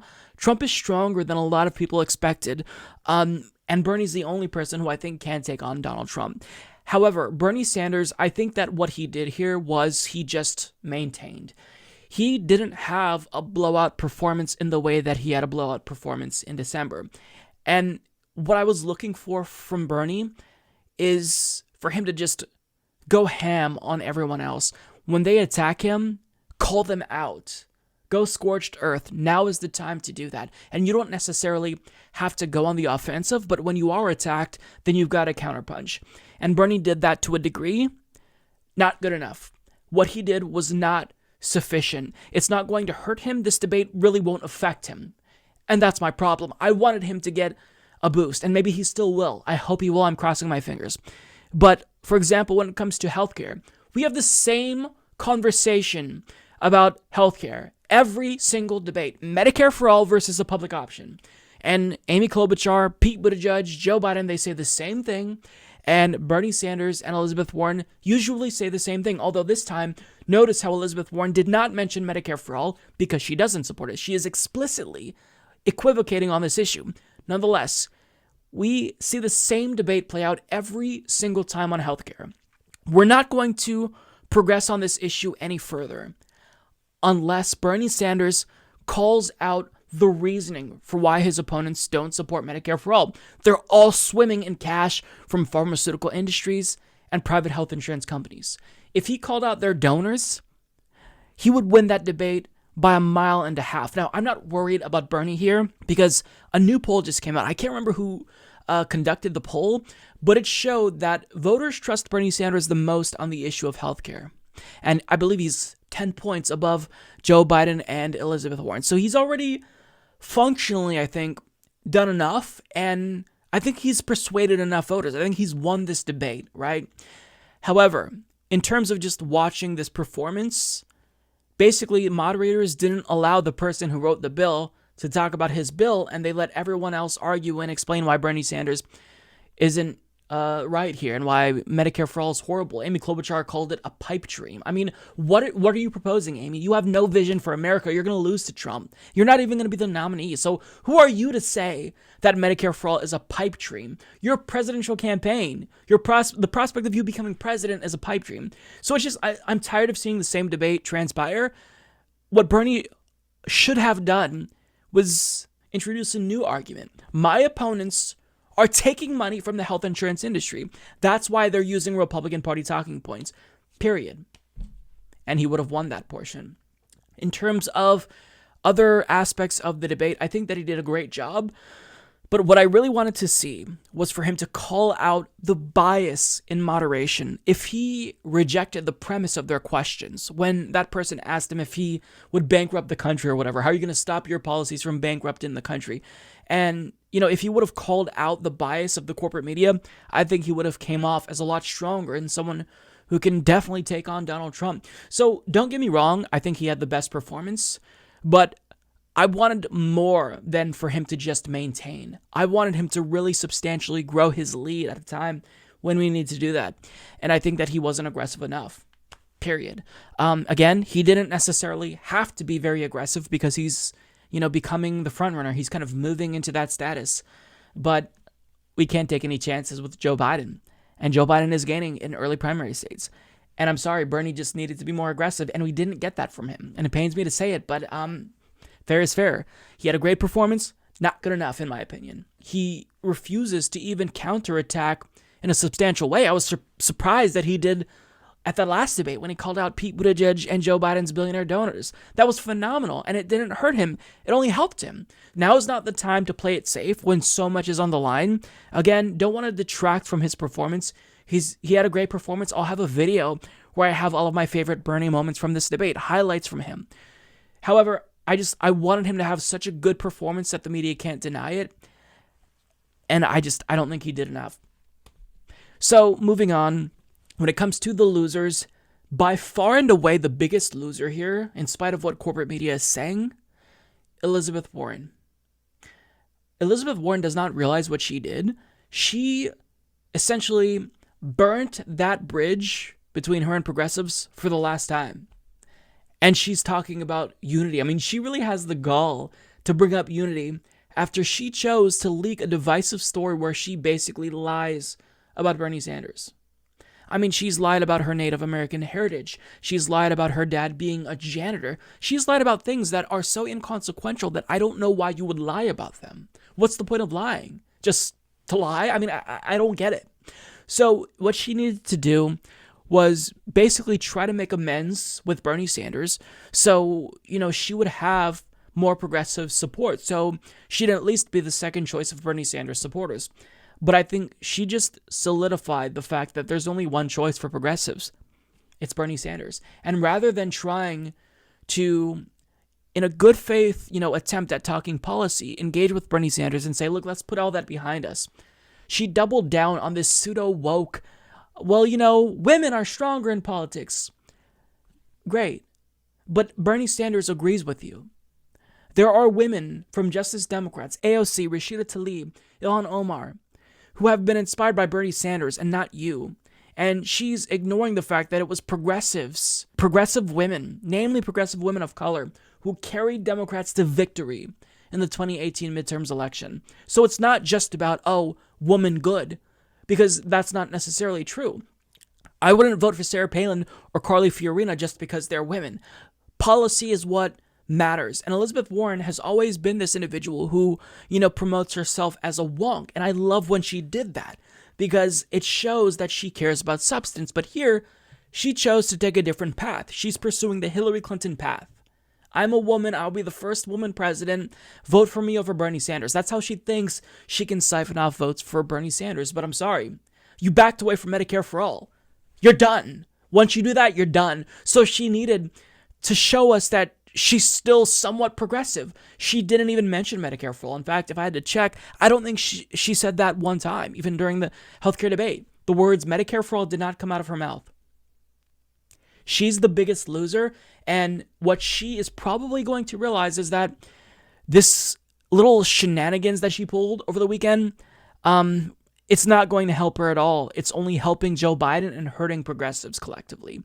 So shame on her for not only having a poor performance, but just overall being a shameful fake friend. That's all I'll say about her. Moving on to Tom Steyer. One thing that bothers me about him, well, two things that bother me about him is he's a billionaire who bought his way onto the debate stage. And also, whenever he talks, he says, what? Or white? And I don't know what it is. I think maybe it's just because I don't like him because he's a billionaire who's buying his way onto the stage and hurting democracy. But that irritates me. And nothing that he ever says is meaningful. And whenever he talks, he looks into the camera. It's so rehearsed. It's fake. This individual is a phony. He is a phony. He's not serious about climate change, and he always tries to make it seem as if he is better than the other candidates. I'm the only person calling for term limits. I'm the only person who's saying I will declare a climate emergency on day one. Nothing you are saying is landing. Nobody believes that you are the climate change candidate. You're a billionaire hedge fund manager. So I don't know why you're here. I hope he doesn't qualify for that next debate, because that is not a voice that we need. Okay, Pete Buttigieg. I think he was a loser here because he did nothing. He needed a breakout performance tonight. He needed to basically show to everyone that he's ready. He's capable of taking on Donald Trump, and he just had a fake performance as he usually does. He wasn't attacked, but at the same time, he didn't go on the offensive, which he needed to. He needed to take on Biden, and he didn't. Not a great performance. Overall, very boring, milquetoast. He's not going to benefit from this. Amy Klobuchar. This was probably the worst of all of her performances when you take into account all the times, like the past 3 debates, where the media was relentless in trying to prop her up, and shameless, really, in trying to prop her up. She did not have a good night at all. And I don't know why she still thinks she has a shot. The media is desperately doing everything they can. Endless propaganda for her. And what she's putting out, voters aren't picking up. Nobody trusts that she is going to be a change candidate. But I will say this about Amy Klobuchar.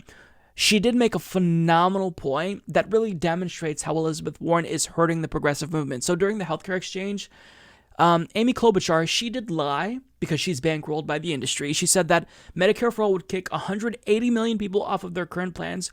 That is an outright lie that was fed to Republicans by the industry, and now she's using it. So I hope that she, feels good about herself using that disgusting lie to, prop up the pro-death status quo. Nonetheless, what she said is, and I'm paraphrasing here, obviously, that Elizabeth Warren pivoted away from Medicare for All, and that must lend credence to the claim that, centrists are right about Medicare for All. Maybe it's not more feasible. Maybe a public option is a better route to pursue. And that's a really powerful point that hurts proponents of Medicare for All, right? Because Elizabeth Warren's weakness here, if she claims to be a representative of the Medicare for All movement, then like it or not, she is advocating on our behalf, even if she's not the best representative. But what Amy Klobuchar said there was essentially, look, you pivoted away from Medicare for All, so you're proving me right. And Amy Klobuchar has a point. She has a point, unfortunately. But that was the only strong line of the night. There were no other times where I think she made a solid point. She didn't take on Pete Buttigieg, so there was really no moment that the media would focus on. And even CNN's post-debate analysis, I watched briefly, and they said this wasn't really a great night for her. So if your biggest fans are saying you didn't have a good night, you didn't have a good night, it's time to wrap it up. You're not going to win. So really, if I were Amy Klobuchar, I would be trying to do what I can to maneuver my way into the future administration of a centrist, right? So talk with Biden about maybe being the VP. Talk with Buttigieg about maybe being the VP, although he should be talking with her about being VP as much as she should be talking to him about that. Nonetheless, I don't think that Amy Klobuchar did enough. I think that overall, not a great night. So let me get to some of the moments that I want to discuss. The foreign policy discussion was incredibly disheartening because, unsurprisingly, CNN framed every question in a very right-wing way. They made it seem as if, Iran getting a nuclear weapon was some sort of imminent threat, and they're not an imminent threat to us. If they were to get a nuclear weapon, we all know that they're getting that to deter U.S. aggression. Now, ideally, the correct answer to all of this, even Bernie didn't have it with regard to this issue, is not that we should stop Iran from getting a nuclear weapon. It's that every single country, collectively and simultaneously, needs to denuclearize. We'll all get rid of our nuclear weapons at the same time, because guess what? If we want to live on this planet, then we shouldn't have these apocalyptic bombs that can end the fucking world. I mean, this is something that people need to bring up. Nuclear proliferation is a threat to our species. It's arguably as big of a threat as climate change is, because we have these nuclear weapons on a hair trigger. We have an unhinged buffoon who can, at a moment's notice, initiate a nuclear strike on whatever country, who would then retaliate, and we're looking at possibly the end of the world. I mean, why are we not talking about the end of nuclear weapons? That should be the discussion. So whenever nuclear weapons are brought up, that should be at the front of the discussion. And even Bernie Sanders, I'm glad that they all talked about the nuclear deal, but him saying, well, I don't think Iran should pursue a nuclear weapon, that's not what we should be focusing on. Nobody should have a nuclear weapon. That includes Iran, that includes North Korea, that includes the United States of America. Harsh truth, but it needed to be said. Joe Biden, he basically confirmed that he is incredibly hawkish, and in spite of him admitting that he was wrong about the Iraq War, well, on that debate stage, what you saw was a display of hawkishness. He really is going for this tough guy persona, right? He wouldn't meet with North Korea without preconditions. On top of that, he would leave American troops in Iraq. So in other words, he's in favor of never-ending wars, as is Pete Buttigieg. And if we vote for Joe Biden, then nothing will change when it comes to foreign policy. The mere difference of not worrying about war with Iran will be nice. But in terms of the foreign policy establishment, understand that the military-industrial complex is not going to suffer if Joe Biden becomes president. They will still be thriving. We will not cut defense spending. And the only thing that I like that Elizabeth Warren said was that, we should cut defense spending. But overall, I think that Bernie Sanders dominated that portion of the debate because he's the only person who has the track record of being against all of these disgusting and reckless wars. He brought up Vietnam, he brought up Iraq, and I think he did a really good job there. When it comes to trade, Bernie Sanders once again proved why he is the best to take on Donald Trump, because he is laser focused on the issues that affect workers. And Elizabeth Warren, I don't know what she's thinking. She's supporting Trump's trade deal, right? So imagine going up on a debate stage. You're automatically giving Donald Trump the upper hand in this. He's going to say, well, you support my trade deal. Thank you, Elizabeth Warren. You should vote for me, right? And sure, there are some minor improvements, but what Bernie Sanders, like the point that he made about climate change was so powerful. There was not very much discussion about climate change, but Bernie Sanders brought it into the conversation, and the moderators didn't want him to talk about climate change. They tried to move him away from climate change when he, was talking about how the issue of climate change intersects with the issue of trade, but he explained how, no, this is an issue related to climate change, because this plan that Donald Trump is trying to sign and that my colleagues are supporting, it doesn't take into account the environment. And on top of that, he basically made a phenomenal point about how this is a bill that is, derivative of the interests of the industry. So we need people to come to the table, environmental groups, right?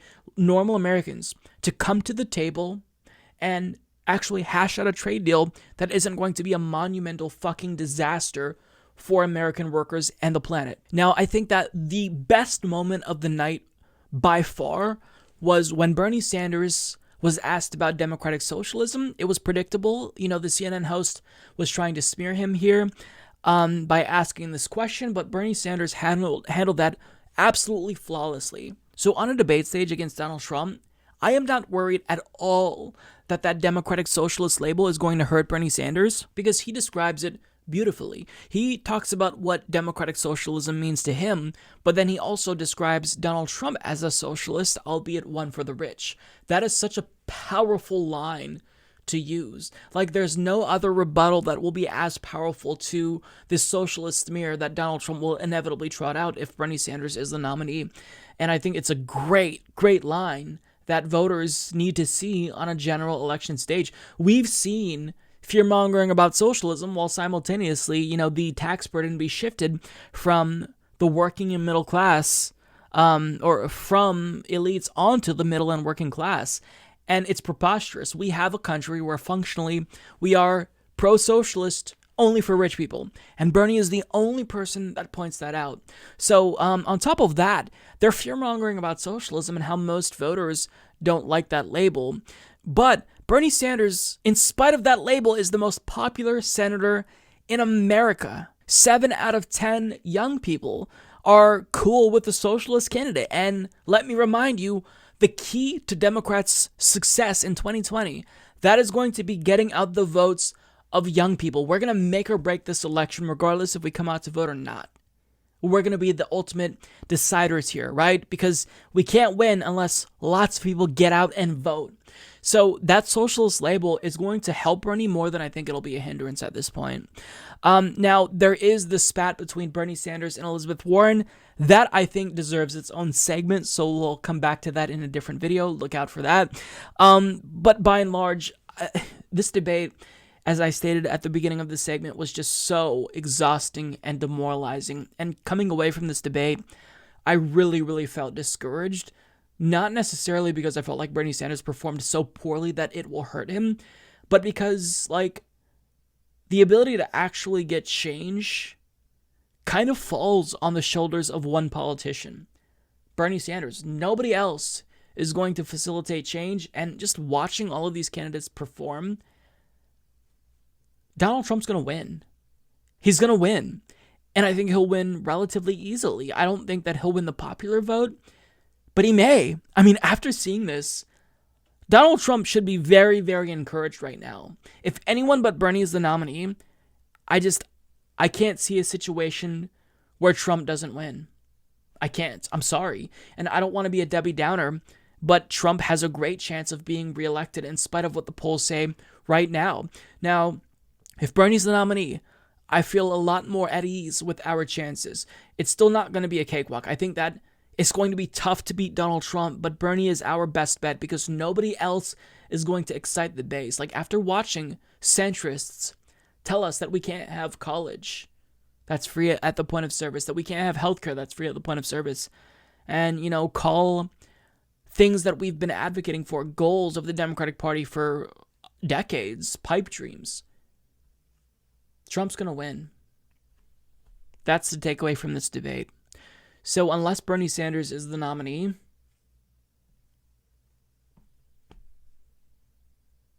good luck. So we have approached that time in the primary process where we're all feeling exhausted, and quite frankly, like just myself at least, I can't stand anyone who's running for president, with the exception, of course, of Bernie Sanders. He was the only person on that debate stage who I can tolerate listening to for extended periods of time, even if I know exactly what he's going to say, because I've seen many of his speeches and he largely says the same thing. But I wanted to share highlights from the debate, my favorite Bernie moments. There were a lot of moments that Bernie Sanders had that I think were phenomenal, but I chose to select these clips because I think it demonstrates exactly why he is the most electable going up against Donald Trump. Because whatever argument Donald Trump wants to use against Bernie Sanders can undercut it and make a case against Donald Trump. So the first issue is trade. Donald Trump was incredibly popular because of his populist position when it comes to trade. He spoke out against NAFTA and the TPP, and he blasted Hillary Clinton for that. So he now constructed a new trade deal that Bernie Sanders opposes, and Bernie Sanders explained in a very simplistic way why Trump's trade deal does basically the same thing, even though there's some minor improvements. You know, it doesn't go far enough and we can do better. And the way that he explains this, like, I don't think Donald Trump will be able to recover from this, you know, in the event they're debating the issue of trade. Take a look. The answer is we could do much better than a Trump-led trade deal. This deal, and I think the proponents of it acknowledge, will result in the continuation of the loss of hundreds of thousands of good-paying jobs as a result of outsourcing. The heart and soul of our disastrous trade agreements, and I'm the guy who voted against NAFTA and against permanent normal trade relations with China, is that we have forced American workers to compete against people in Mexico, in China, elsewhere, who earn starvation wages, $1 or $2 an hour. Second of all, every major environmental organization has said no to this new trade agreement because it does not even have the phrase climate change in it. And given the fact that climate change is right now the greatest threat facing this planet, I will not vote for a trade agreement that does not incorporate very, very strong principles to significantly lower fossil fuel emissions in the world. But Senator Sanders, to be clear, the AFL-CIO supports this deal. Are you unwilling to compromise? The AFL-CIO does, the Machinists Union does not, and every environmental organization in this country, including the Sunrise Organization, who were supporting my candidacy, opposes it.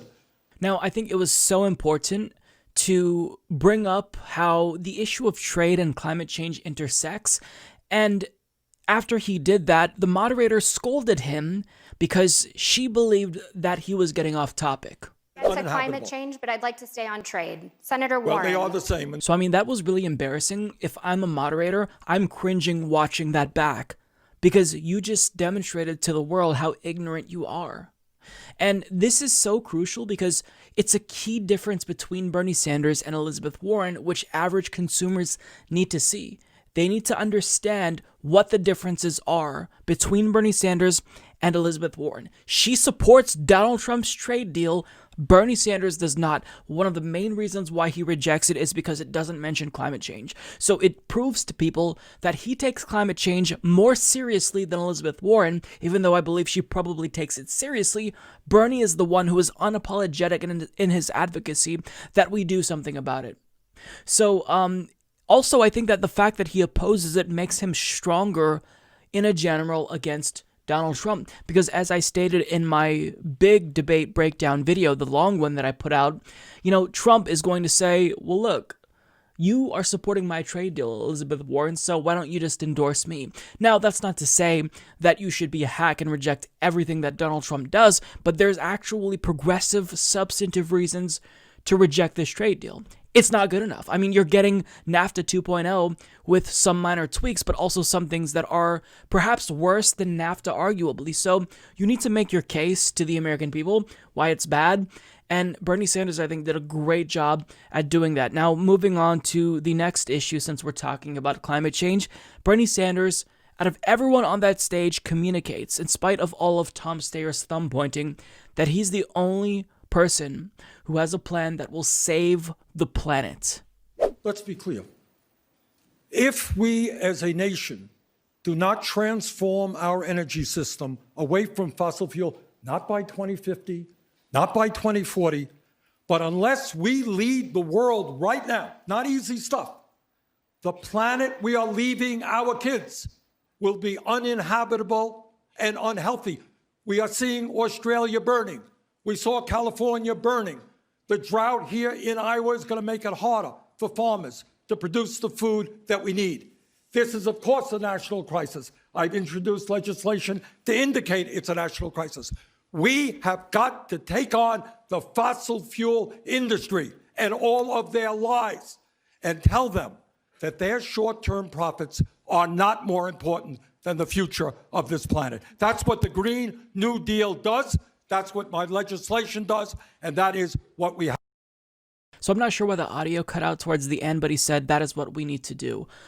So, I mean, he can't be more clear than that. He is the climate change candidate. This is why the Sunrise Movement endorsed him, and this is why he has the highest score from Greenpeace. It's because he takes climate change incredibly seriously. He's the only candidate on that stage who I trust is actually going to take this issue seriously, right? He's not going to compromise. He's going to make sure that we have a planet to live on. And if he fails, I know he's going to go down swinging, fighting as hard as he possibly can, but also taking executive action to make sure we're doing everything in our power to combat climate change, even if, Congress won't act. And he implied that everyone else on that stage, they don't take the issue serious enough, and they have plans that don't go far enough. And if we don't enact Bernie's version of the Green New Deal, we're not going to have a planet that's habitable. It's as simple as that. So Tom Steyer can talk about how I'm the only person on this stage who has committed to declaring a climate emergency on day one. That is meaningless. Declaring it an emergency is not as good as actually treating it as an emergency with a policy solution. And Bernie Sanders has already said he would declare it as an emergency. I believe he introduced legislation with AOC to declare climate change a national emergency. So you're not actually scoring any points over on Bernie by saying that, because you have a plan that's not as good as Bernie Sanders, demonstrably so. right? This is what organizations like Greenpeace has said about all of the plans after scoring them. So you're a bullshitter, Tom Steyer, and Bernie Sanders I think he dominated the debate on the issue of climate change, and he brought it up even when the issue wasn't what they were all debating. Like, he's serious about this. It's at the top of his mind, and I truly believe he's the one we need if we want a chance at saving the planet. Now, an issue came up, and I didn't really think that the other candidates did poorly. They were talking about universal childcare, and I have no issue with Joe Biden's response. I believe he signaled support for it. Elizabeth Warren talked about this, but here's the thing. None of what they say matters because I don't believe they're going to implement it. I don't believe they're going to prioritize it. I believe Bernie Sanders when he says we should have universal childcare. And it's not just because, he signals support for this policy, but because he takes the extra time to explain why it's absurd that we don't already have that, why our priorities are ass backwards in this country. We're spending more than the next 8 countries combined on the military budget, most of which are our allies. He didn't say this, I'm saying that, but it's true. And how is it that we live in the richest country in the world, but parents can't afford to send their children to daycare and preschool? It's just absurd. So the way that he explains it, he goes further than all of the candidates, just understanding the way our system is fundamentally broken. Take a look. Every psychologist in the world knows 0 through 4 are the most important years of human life, intellectually and emotionally. And yet our current child care system is an embarrassment. It is unaffordable. Child care workers are making wages lower than McDonald's workers. We need to fundamentally change priorities in America. We should not be one of the few countries that does not have universal, high-quality, affordable child care. We should not be one of the only major countries not to guarantee health care to all people as a human right. We should not be spending more than the 10 next countries on the military, hundreds of billions of dollars in subsidies for the fossil fuel industry, tax breaks for billionaires, and then tell the moms and dads in this country we cannot have high-quality, affordable child care. That is wrong. Of course he was cut off. Of course. No substance is allowed. What do you think this is, a debate? So frustrating. Now, moving on, he was asked the most egregious and I think offensive question out of all the debates we've seen thus far. He was asked how all of his policies, if he enacts all of them, assuming he's that successful, how he would avoid bankrupting the country. That is downright offensive because I don't remember a Republican being asked about how they can avoid bankrupting the countries with their endless fucking advocacy for wars. You're not going to ask Joe Biden how he can avoid bankrupting the country by staying in Iraq indefinitely. Why is it that Bernie Sanders is being asked this question? The media focuses on the cost only when policies help people, but if they are hurting people and literally killing people abroad, they don't care about the cost at all. Nobody asked how much a war with Iran would cost last week. So this question is downright egregious, and that moderator who asked it should be downright embarrassed that she asked that question that her bosses probably wanted her to ask, but you should be embarrassed. Is this what you wanted to do? Is this why you got into journalism? I'm assuming you came into this field wanting to speak truth to power, but now look at you. You are a stenographer to people in power. Shameful. Disgusting. Nonetheless, though, putting that rant aside, Bernie Sanders always gets asked these questions that are so ridiculous, and he never lets it affect him. Like me, I would get pissed. You would be able to visibly see my anger. But Bernie never is affected by this. He just lets it roll off his shoulders. And he answered flawlessly, given the absurdity of that question and the way that it was framed. Let us be clear what Medicare for All does. It ends all premiums. It ends all copayments. It ends the absurdity of deductibles. It ends out-of-pocket expenses. It takes on the pharmaceutical industry, which in some cases charges us 10 times more for the same prescription drugs sold abroad as sold here. What we will do through a Medicare for All single-payer program is substantially lower the cost of health care for employers and workers because we end the $100 billion a year that the healthcare industry makes and the $500 billion a year we spend in the administrative nightmare of dealing with thousands of separate insurance plans. Healthcare is a human right. Every other major country on earth is guaranteeing healthcare for all. The time is long overdue for us to do. I genuinely believe that Bernie Sanders is getting much better at explaining the way that Medicare for All will impact people at an individual, concrete level. Like, he is nailing it here. My only complaint is that he needs to be more aggressive in calling out the corruption of his opponents. That's why they don't support Medicare for All. Pete Buttigieg initially supported it, but now he's in favor of Medicare for All. It's not because he genuinely believes that that's the better policy. It's because he's taking money from health insurance industries. So I'm looking for that aggression from Bernie Sanders here. But regardless, Bernie Sanders still manages to attack his opponents while not being rude and hostile. And one particular moment when they were talking about foreign policy, he nailed Joe Biden for being naive and believing George W. Bush.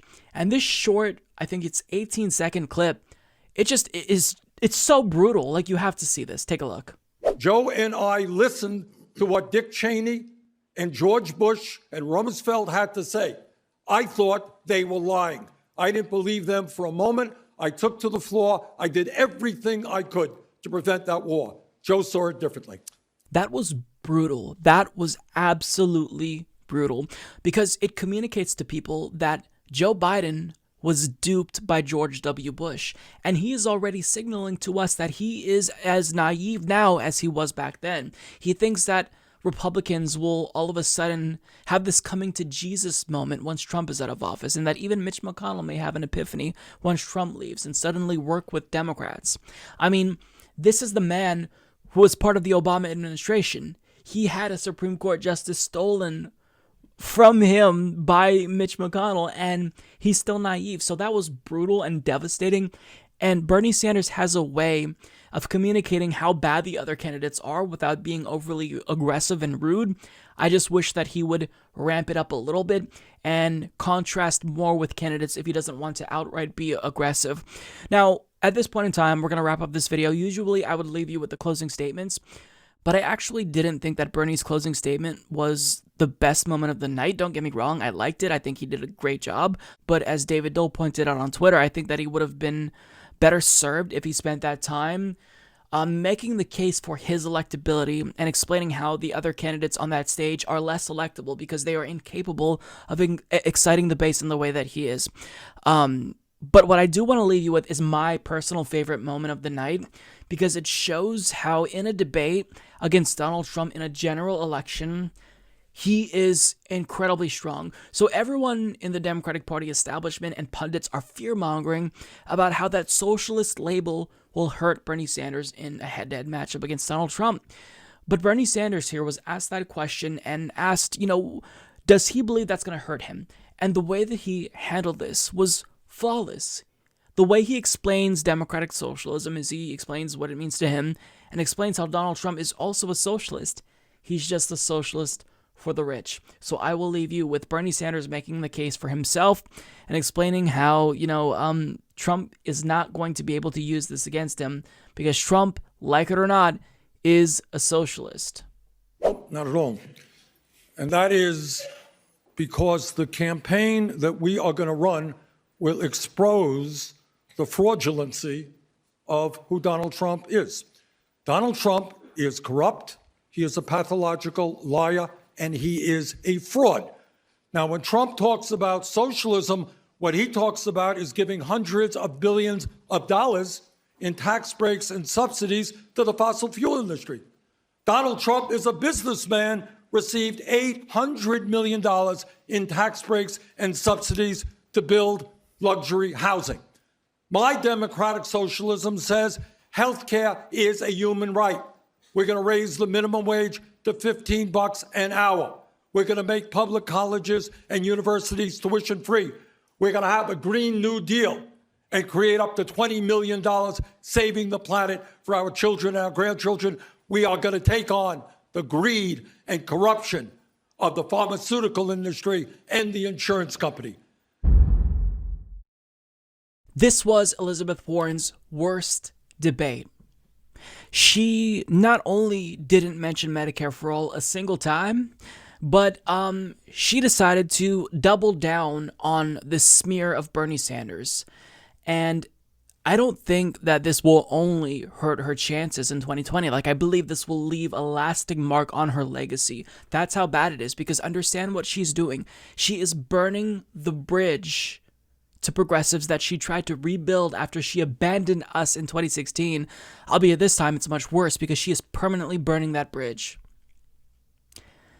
You hate to see it, but politics is dirty. Now, the moment that we all expected would happen when the moderators would ask about this happened, of course, if you didn't see the debate. And it's interesting because Elizabeth Warren ultimately chose to sidestep everything. You know, she is still maintaining that Bernie Sanders claimed that a woman couldn't win. But, you know, she kind of brushes it off as if it's not a very big deal. She just simply disagreed, and he's not actually sexist. Okay, well, if that's the case, then why are we talking about it? I mean, it's likely the case that you leaked it, so clearly you thought that there would be some benefit in leaking this, some implication that maybe Bernie Sanders is sexist for allegedly telling you that a woman can't win. So, I mean, clearly it is a big deal, and the fact that you're sidestepping it tells us that you want Bernie to be damaged by this. Rather than going after the real target, Joe Biden, you're choosing to throw your friend under a bus while simultaneously preaching about unity. Absolutely disgusting. And it wasn't just bad for her because of the substance. Her performance itself, it was almost cringeworthy because she face-planted because she made a statement that was really bold, and then Bernie Sanders had to correct her. You're going to see what I'm talking about, so I've said enough already. Let's watch the clip, and then I have quite a bit to say about it afterwards. CNN reported yesterday that, and Senator Warren confirmed in a statement, that in 2018, you told her that you did not believe that a woman could win the election. Why did you say that? Well, as a matter of fact, I didn't say it. And I don't want to waste a whole lot of time on this because this is what Donald Trump and maybe some of the media want. Anybody knows me, knows that it's incomprehensible that I would think that a woman could not be president of the United States. Go to YouTube today. There's a video of me 30 years ago talking about how a woman could become president of the United States. In 2015, I deferred, in fact, to Senator Warren. There was a movement to draft Senator Warren to run for president. And you know what? I stayed back. Senator Warren decided not to run, and I did run afterwards. Hillary Clinton won the popular vote by 3 million votes. How could anybody in a million years not believe that a woman could become president of the United States? And let me be very clear. If any of the women on this stage or any of the men on this stage win the nomination, I hope that's not the case. I hope it's me. But if they do, I will do everything in my power to make sure that they are elected in order to defeat the most dangerous president in the history of our country. So Senator Sanders, I do want to be clear here. You're saying that you never told Senator Warren that a woman could not win the election. That is correct. Senator Warren, what did you think when Senator Sanders told you a woman could not win the election? I disagreed. Bernie is my friend, and I am not here to try to fight with Bernie. But look, this question about whether or not a woman can be president has been raised, and it's time for us to attack it head on. And I think the best way to talk about who can win is by looking at people's winning record. So, can a woman beat Donald Trump? Look at the men on this stage. Collectively, they have lost 10 elections. The only people on this stage who have won every single election that they've been in are the women, Amy and me.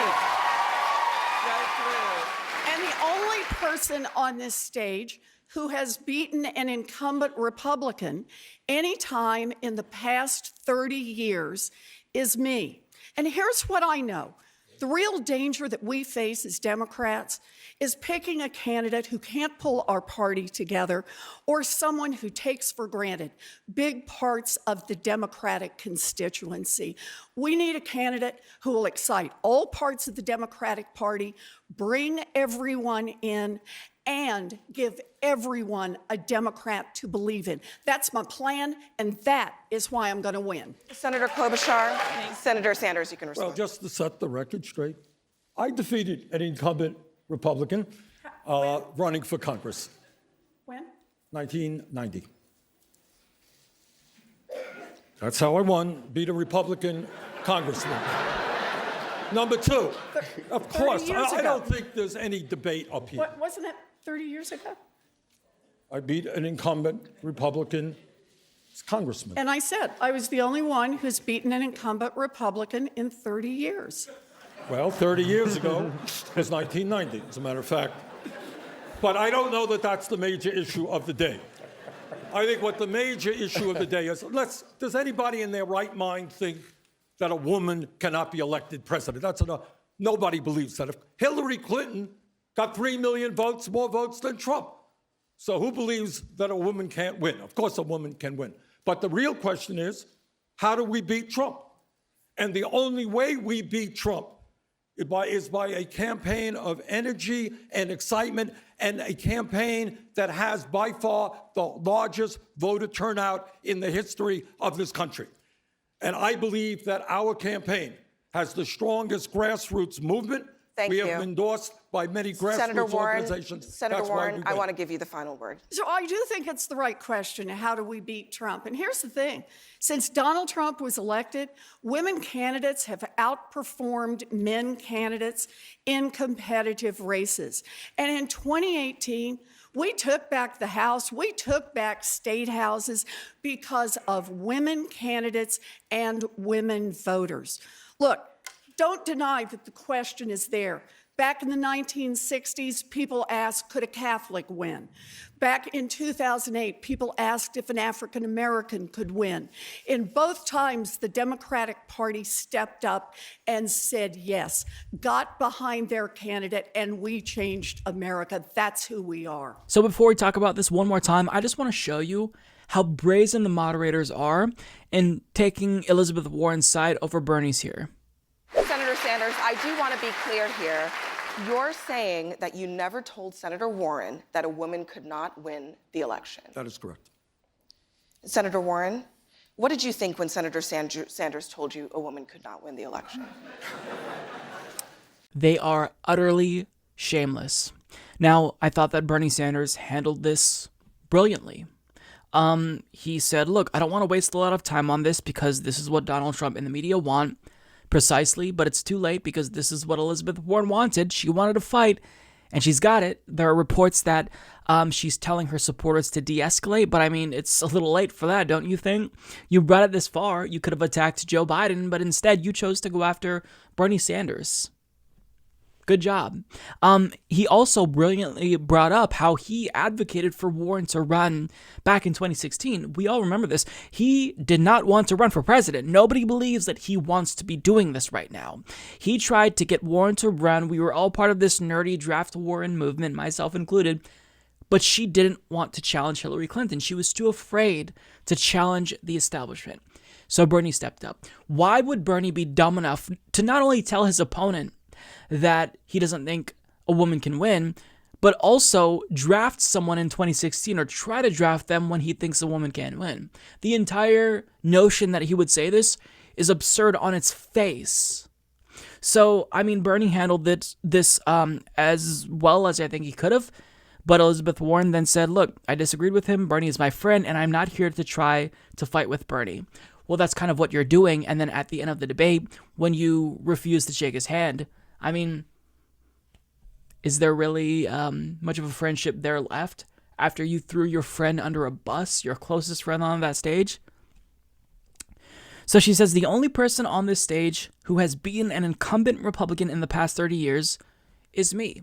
Now, this moment is going to leave a lasting mark because not only is it incorrect, but her response to learning that she's wrong was incredibly cringeworthy.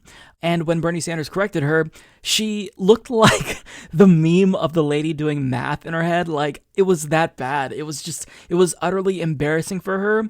And, Bernie Sanders corrected her. He said, no, actually, I beat a Republican 30 years ago in 1990. It's actually 29 years technically. It's not officially 30 years yet, but I digress. But he tried to correct her, and then she still wasn't like believing him. I mean, I think I literally facepalmed when I was watching this play out. It was that bad for her. It was embarrassing. I mean, to be wrong and then not believe that you're wrong. Unreal. And as Owen Higgins pointed out, Elizabeth Warren was a Republican when Bernie Sanders beat a Republican. So I just want you to stop and think about this. Imagine Elizabeth Warren on a debate stage against Donald Trump. Bernie Sanders was being incredibly kind to her. He was handling her with kid gloves. And she still managed to embarrass herself. Bernie didn't own her. That was a self-own. He just said, look, no, actually, I did win an election against a Republican in the last 30 years. And she didn't believe him. She couldn't do the simple math, probably because she was flustered. I don't know that I could do that in the moment as well. But I mean, let it go. But she didn't. And in spite of how badly that went for her, guess what she did? She took to Twitter to brag about the attack that she lobbed against Bernie Sanders, not once when she tweeted out that video, but twice when she then reiterated the same sentiment. Elizabeth Warren has the worst political instincts ever. Ever. I don't know what she's trying to do, but I mean, okay, she's staking out a claim on the establishment side. Like, she tried to basically have 1 foot in the progressive camp and 1 foot in the establishment's camp. But when you take into account this attack and also the fact that she doesn't support Medicare for all anymore, she's chosen a side. It's the establishment. And this shouldn't be surprising to anyone who's been paying attention. She already chose the establishment over progressives. But nonetheless, I think that progressives believe in forgiveness. So we kind of skeptically tried to give her another chance while still supporting Bernie Sanders because maybe she would have been the VP. But after this, don't think that's going to happen. I think that she permanently damaged her reputation among progressives and what was a genuine friendship with Bernie Sanders because she was trying to be an opportunist and wanted to smear him. It's honestly sad. It really is sad. Now, she says, ironically so, the real danger that we face as Democrats is picking a candidate who can't pull our party together or someone who takes for granted big parts of the Democratic constituency. Why don't you look in the mirror before saying something like that? Because you're taking for granted all of the progressives as you throw Bernie Sanders, your friend, under a bus.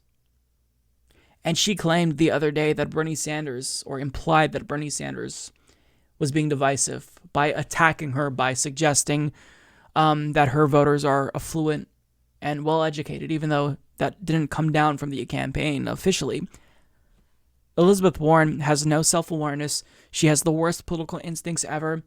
And I really feel like this is going to do permanent damage to her legacy. It's sad.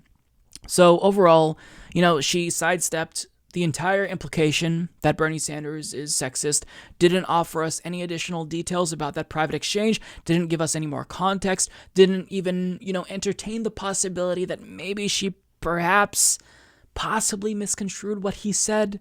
She could have explained, well, he said what I thought was that a woman couldn't win. I mean, we got none of that. She just sidestepped it. And then after she said that, then what do the moderators do? They pivot to Amy Klobuchar. Why? You're not going to immediately give Bernie Sanders the chance to defend himself? Really? Now, finally, CNN, of course, gave Elizabeth Warren the last word here because they love Elizabeth Warren quite a bit, and they were obviously trying to prop her up the most during this debate. And, she talked about how female candidates have recently outperformed the male candidates.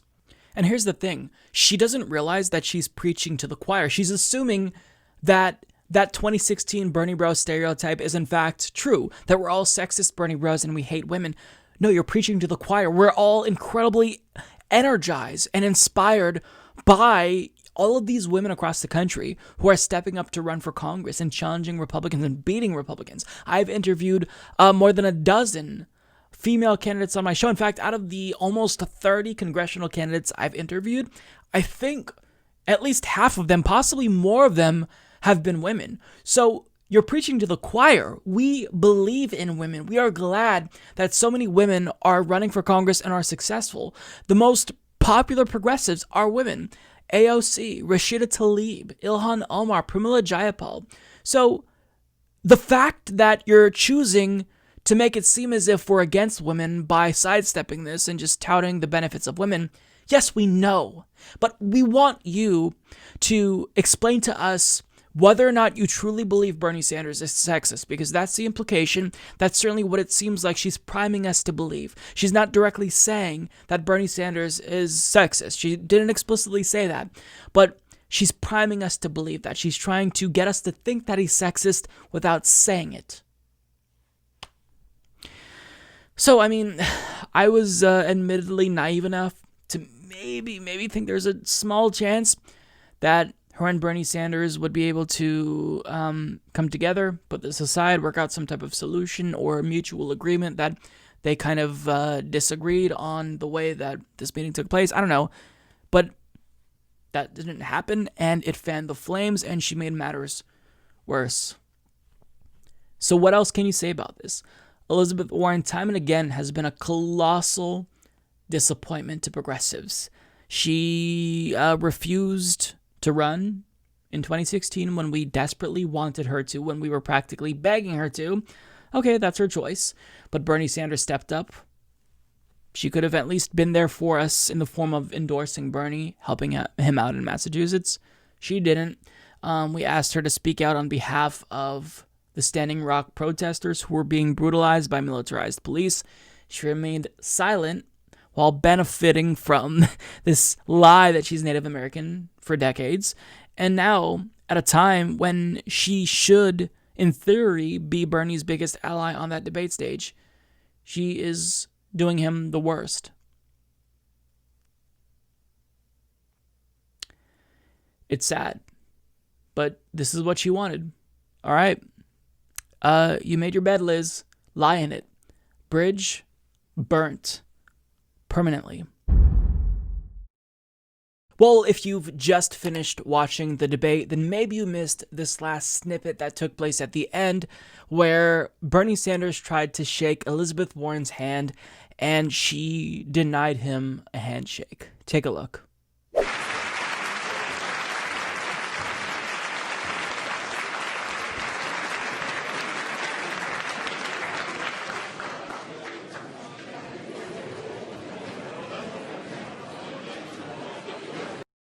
Now, if you'll notice, towards the end, she shook Pete Buttigieg's hand, but she didn't want to shake Bernie Sanders' hand. Petty. Disgusting. And she's doing this when the entire debate she preached unity. What a great showing of unity, Liz. Now, for those of you who are curious, yes, I will have a full post-debate breakdown on the channel tomorrow at 8 a.m. Pacific time. But for now, I just wanted to talk about this because it's something that's new and everyone is reacting to it. And I'm shocked by it. Like, look at this picture from July when her and Bernie Sanders were teaming up to take on centrists like John Delaney, and now all of a sudden, Elizabeth Warren is trying her hardest to throw him under a bus and hurt him. Now, I'll have a separate video on that dispute between Bernie Sanders and Elizabeth Warren, but for now, let's just really take in how disgusting this is, how low Elizabeth Warren was willing to stoop, denying Bernie Sanders a handshake. Let's watch that one more time.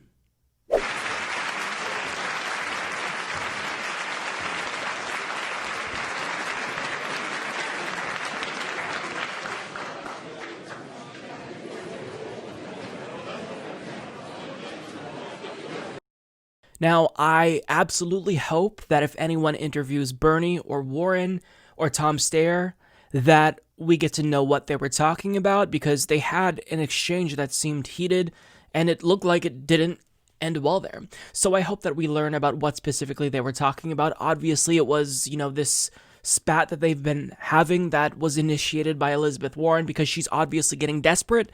But what do you say about this? What do you say about this? Elizabeth Warren is the definition of a fake friend, right?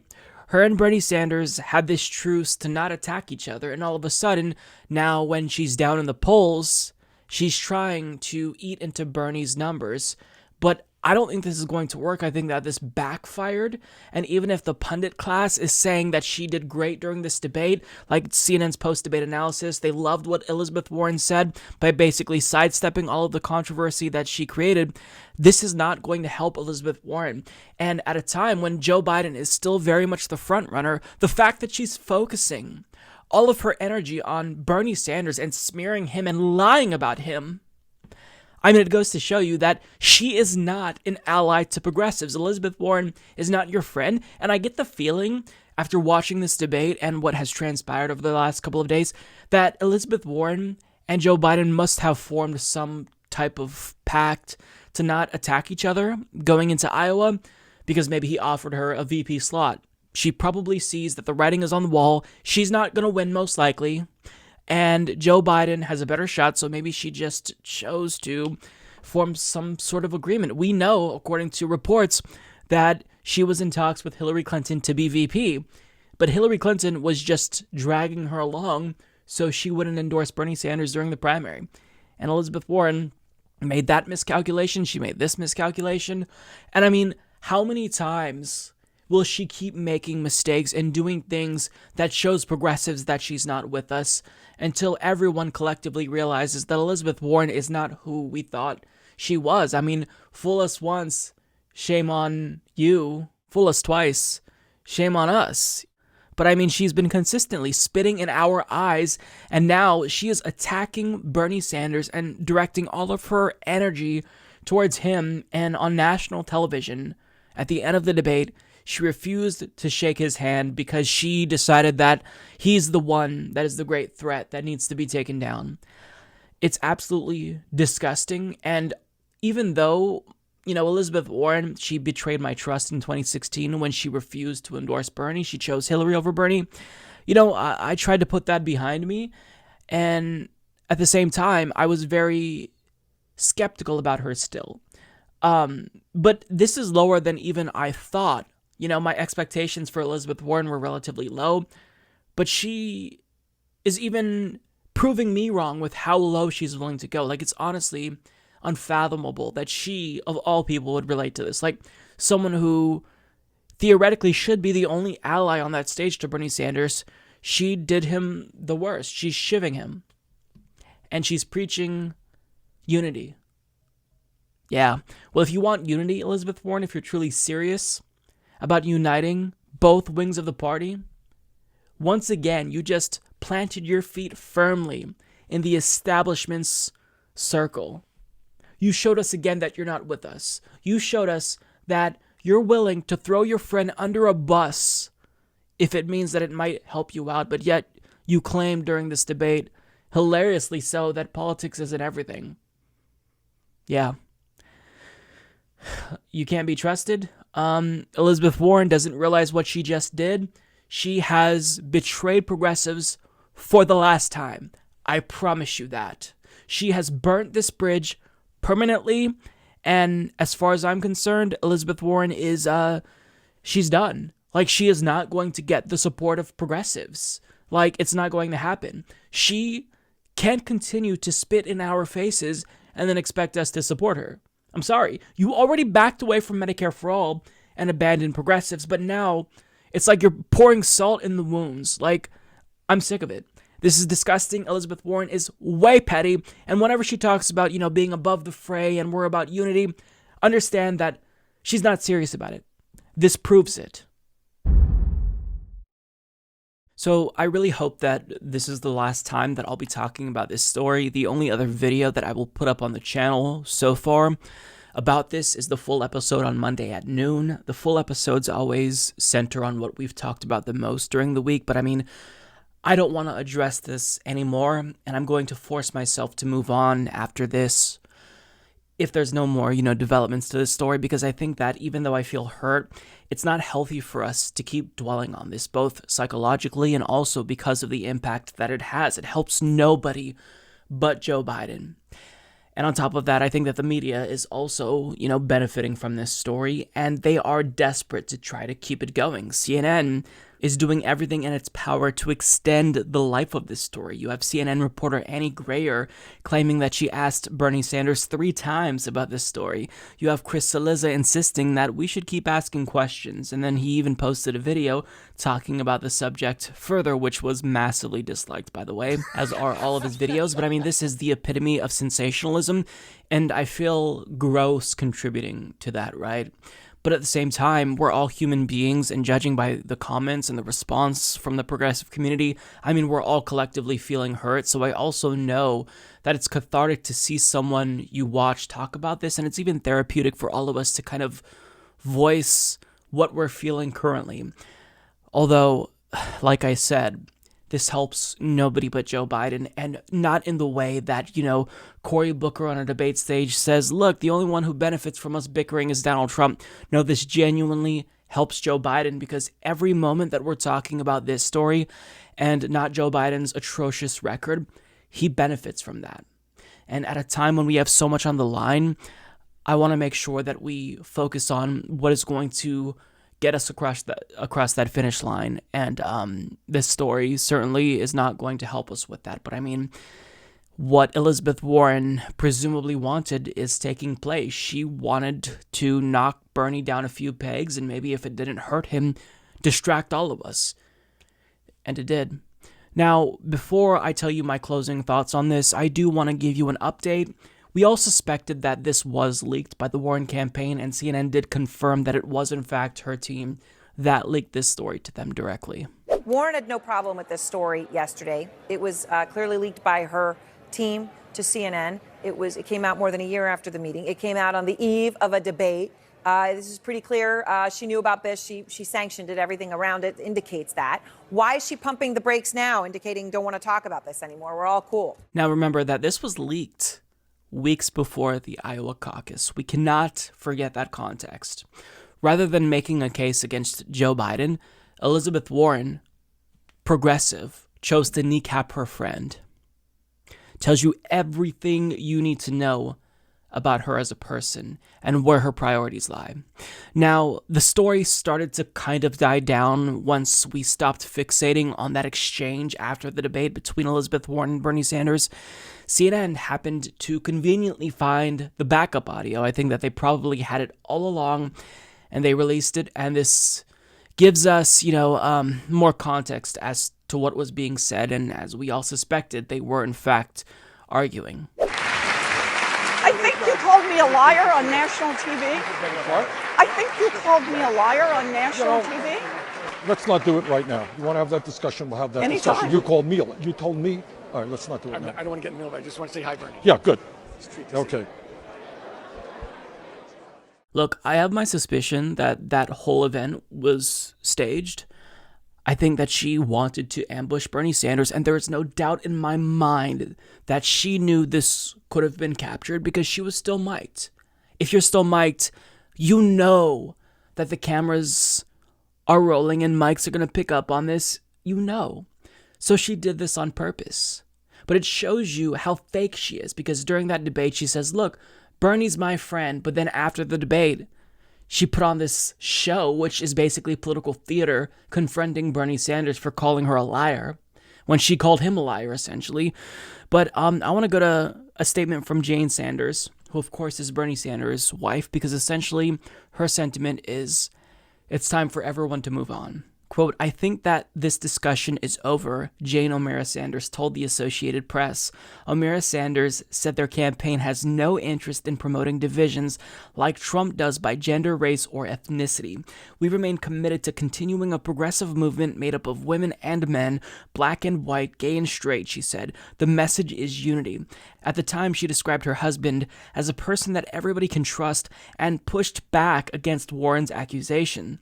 Maybe people sometimes misremember things that happened, she said, but I know without a doubt that it is not anything Bernie would ever say. It is inconceivable because it is not what he believes, and there's proof of that going back to many, many years. I'm not attacking Elizabeth Warren in any way, shape, or form on this. O'Mara Sanders continued, my message is Bernie is trying to bring people together. So, in other words, they're actually preaching unity. Elizabeth Warren is preaching unity, but she's not practicing that. This is what unity looks like. They're trying to move on and get away from this story because it does nothing to help the progressive movement.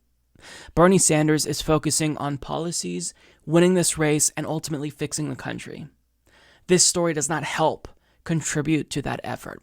Now, on top of this, 18 organizations that have endorsed Sanders and Elizabeth Warren, a combination of both, have come together to call on everyone to unite. This includes Justice Democrats, Our Revolution, the Sunrise Movement, Working Families Party, the PCCC, and a lot more. Now, if you want to sign their pledge, I will link to that down below. But full disclosure, I personally am choosing not to sign this pledge, and I'll tell you my reasoning towards the end of this video, but I hope that you feel differently, and I do hope that you are less burnt than I am, but we'll get to my thoughts on that. Another issue that made this really difficult for us is the fact that the media overall sided with Elizabeth Warren here. Everyone with the exception of Morning Joe, I think. Now, I don't necessarily believe that normal Americans believed Elizabeth Warren here, just people in my own social circles, like my mom called me, and she was incredibly outraged at what Elizabeth Warren did. She liked Elizabeth Warren, but she also liked Bernie Sanders, and my mom saw through these lies, someone who doesn't follow politics as closely as I do. So I think normal people, and this is anecdotal of course, I think normal people see through it, but overall, the media is demonizing Bernie Sanders because even if maybe they don't believe Elizabeth Warren because she obviously lacks credibility, and David Dole released a phenomenal video talking about Bernie and Warren's credibility. Watch that, definitely check that out. In fact, I'll link to that down below. Still, the fact that the media is using this to attack Bernie, it's disgusting. We're 3 weeks out from Iowa. We knew that they would pull out all the stops to try to get him, but the fact that the reason why they're attacking him is because of Elizabeth Warren, it's just disgusting. Now, the worst attack I have seen came from The View. And it's so bad, I'm not even going to play the clip for you because I think it's just going to make you feel depressed and further demoralized, and it's not healthy if we want to move on.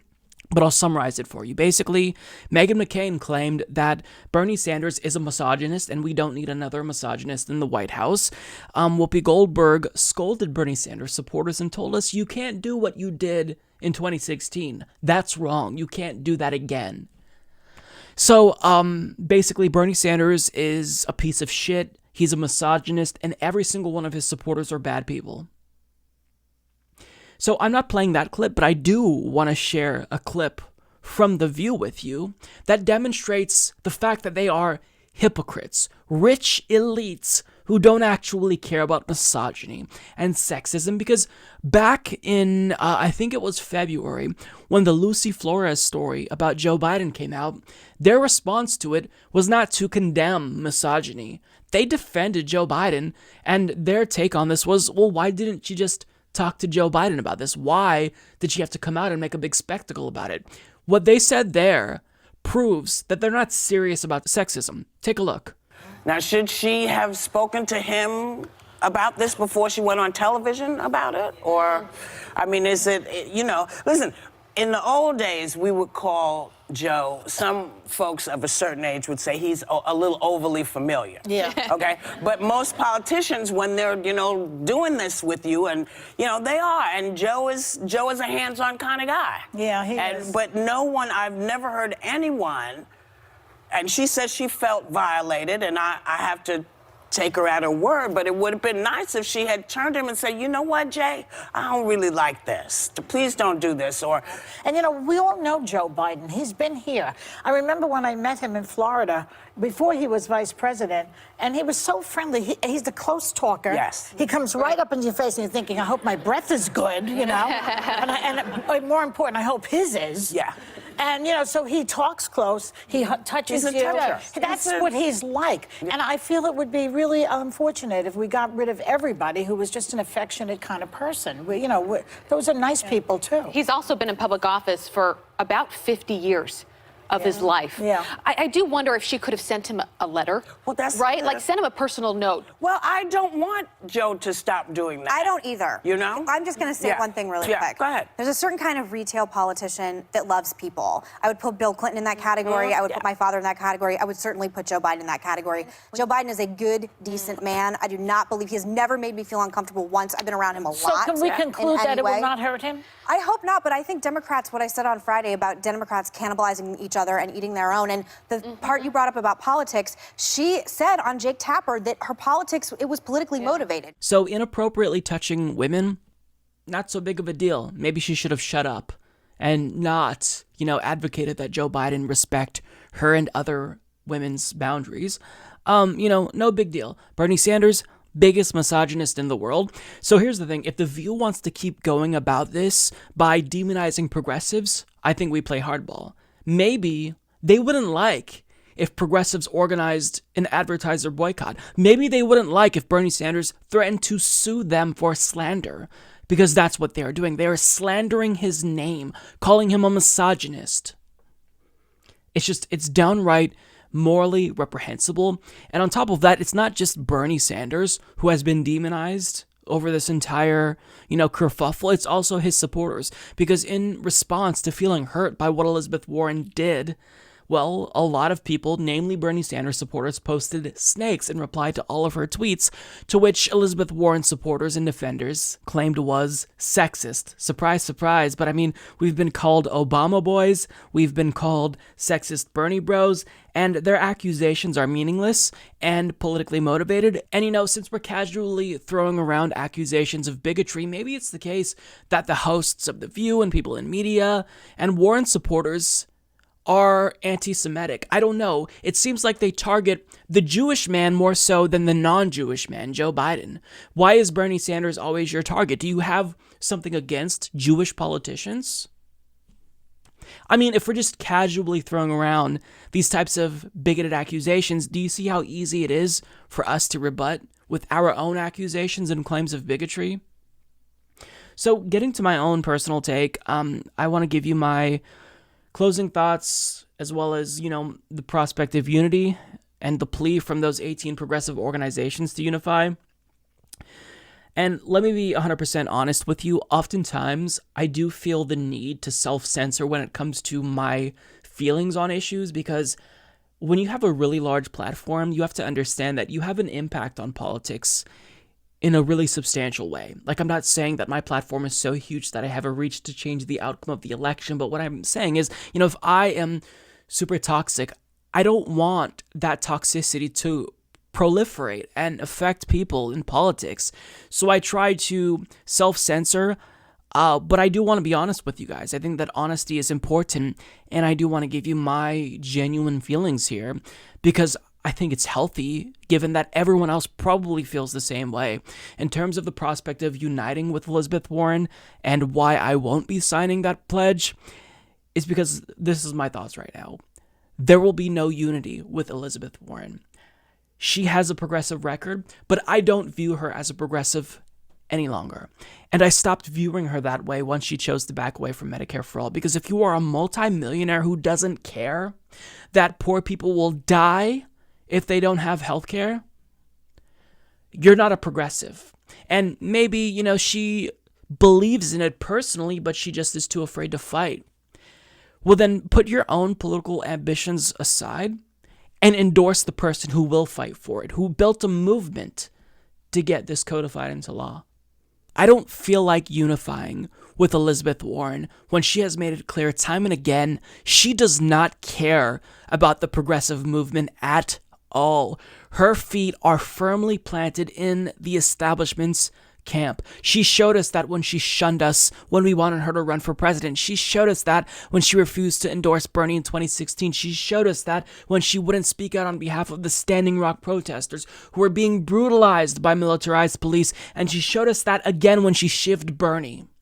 And that's if we even wanted to forgive her for running against him. When you saw how he built up a progressive movement that would accomplish all of the goals that you ostensibly support, why not just endorse him when you knew he was going to run again? Why would you run against him and possibly divide the movement when you know that everyone coalesced around him and would again if he was going to run? So maybe you genuinely are progressive personally, Elizabeth Warren, but I'm sorry, you don't help the progressive movement. You do not help the progressive movement. Everything you've done so far has been to hurt the progressive movement. Everything you have done politically.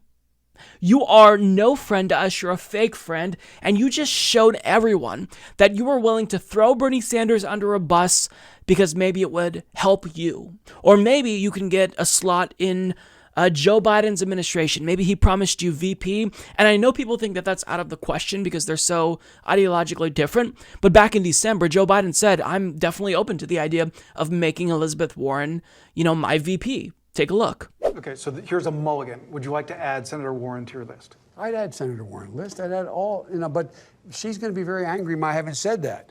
The question is, would she add me to her list, So it's not out of the question. I don't know. I mean, Elizabeth Warren endorsed Hillary Clinton, and they were in talks of her getting a VP position. Now, of course, Hillary Clinton was using her, but still, Elizabeth Warren makes political calculations that will help her own career, and on top of that, she lacks political courage. She has demonstrated this time and again. And she doesn't believe in what we believe in, right? She may say it, she may pay our ideals lip service, but if you truly care above all about getting progressive policies implemented, she could prove it right now by telling everyone to coalesce behind Bernie Sanders and endorsing him. She knows she's not going to win this, right? And maybe she can still do that. If she loses Iowa or New Hampshire and she drops out and endorses Bernie Sanders, maybe she can still prove me wrong. But I am not hopeful at all. And so when I hear this prospect of, let's all come together and unify and unite with what? We don't have to unite with someone who has given us the middle finger time and again. It's an abusive relationship. And I'm sorry, but maybe Elizabeth Warren genuinely feels hurt because she thinks Bernie Sanders said that to her. I don't believe he did. Possibly she's misconstruing what he said. But she, at the debate, tried to make it seem like, look, we just disagreed. It's not that big of a deal. But she knows it's a big deal potentially because of the implications. Otherwise, she wouldn't have leaked this conversation to CNN, of all places. You could have leaked it to any other news outlet, but you chose to leak it to one of the worst, an entertainment channel who you knew would run away with it and hurt the collective progressive movement, hurt Bernie, and then just leave the door wide open for Joe Biden. So I hope that people feel inclined to sign that petition. I hope people feel more encouraged about the prospect of unification with Elizabeth Warren than I do. And I genuinely hope that me expressing my true feelings don't make you feel down or more cynical about the process. Because times like this, it does feel really difficult to feel optimistic, but we do have a lot of reasons to be optimistic, right? So I don't want my feelings of negativity to impact you in any way. And if you feel that, Elizabeth Warren supporters and Bernie Sanders supporters should come together and unite, great for you. I don't feel that way right now. I'm feeling like I never, ever want to hear from Elizabeth Warren again, and I'm done with Elizabeth Warren. I do not trust her at all, and it was really naive of me to trust her after what she did in 2016. But, I donated to her to get her on the debate stage in 2020 because I was of the belief that the more progressives in the race, the better, because hopefully we can just shift the entire conversation to the left. I was wrong. There's one candidate in this race who actually is going to give us a chance at implementing progressive policies, and it's not Elizabeth Warren. She's hurting that cause. It's Bernie Sanders. So I'm not really sure what else to say. Like a lot of people, I'm feeling deeply hurt. Elizabeth Warren is a snake, and I've been burned by her for the very last time. I'm fucking done with Elizabeth Warren. I don't believe she actually cares about progressive policies. Today, she just voted for Trump's trade deal. Even Chuck Schumer came out against it. Kamala Harris voted against it. Bernie Sanders voted against it. She was never one of us. Sherrod Brown was never one of us. Everyone in power, at least the senators, they don't care about getting progressive policies codified into law. They're not with us. We are going at this alone, and the one ally we have in the Senate who's running for president is Bernie Sanders. And I think that this week should make that crystal clear. So rather than feeling anger and upset, try to do what you can to channel your emotions. It's what I tried to do. So when I was really angry with Elizabeth Warren, I donated an extra $10 to Bernie Sanders. And I'm already donating $27 per month, so don't accuse me of being a cheapskate. It made me want to go and fight even harder for him, and I truly believe in all of you that you feel the same way, and I don't even have to tell you this. You already know. You've made more phone calls for Bernie. You've knocked on more doors for Bernie Sanders. We can win this. This is discouraging, and those feelings of isolation, feeling like you have no allies in 2016 have likely returned to you. But understand, none of that will matter if we win this. If we win this, all of these feelings now are meaningless.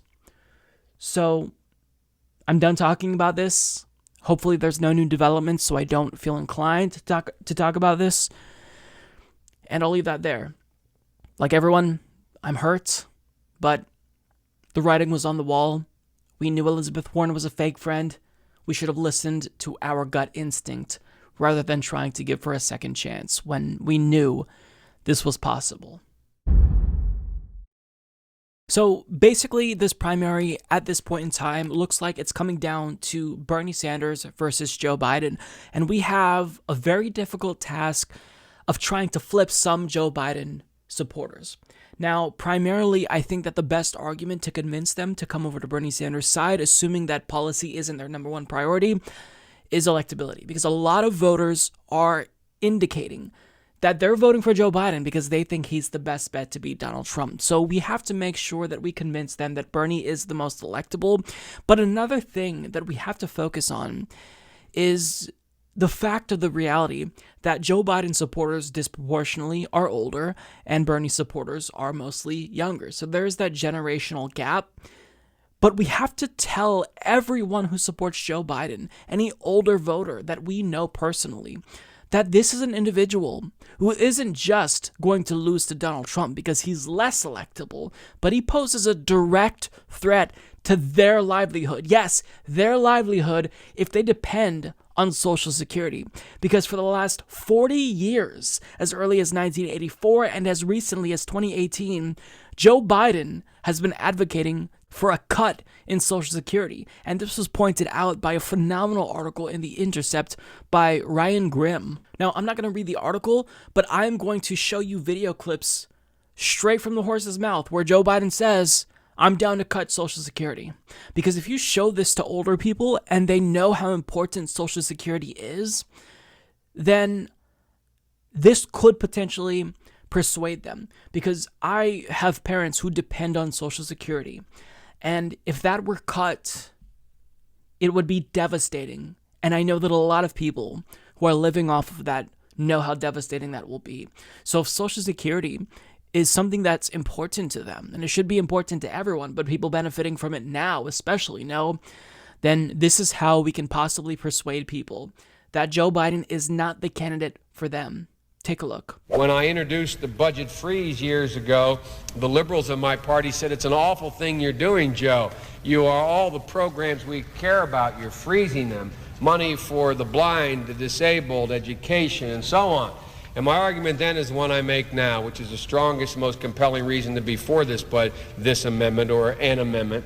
And that is that if we don't do that, all the things I care most about are going to be gone. I mean, whatever happened to that old conservative discipline about paying for what you spend? I'm up for re-election this year, and I'm going to remind everybody what I did at home, which is going to cost me politically. When I argued that we should freeze federal spending, I meant Social Security as well. I meant Medicare and Medicaid. I meant veterans benefits. I meant every single solitary thing in the government. And I not only tried it once, I tried it twice, I tried it a third time, and I tried it a fourth time. Somebody has to tell me in here how we're going to do this hard work without dealing with any of those. I introduced the balanced budget amendment in 1984. It got nowhere. I'm one of those Democrats who voted for the constitutional amendment to balance the budget. I have introduced on 4 occasions, entire plans to balance the budget, knowing I'm not president and I'm not the leader, but for illustrative purposes.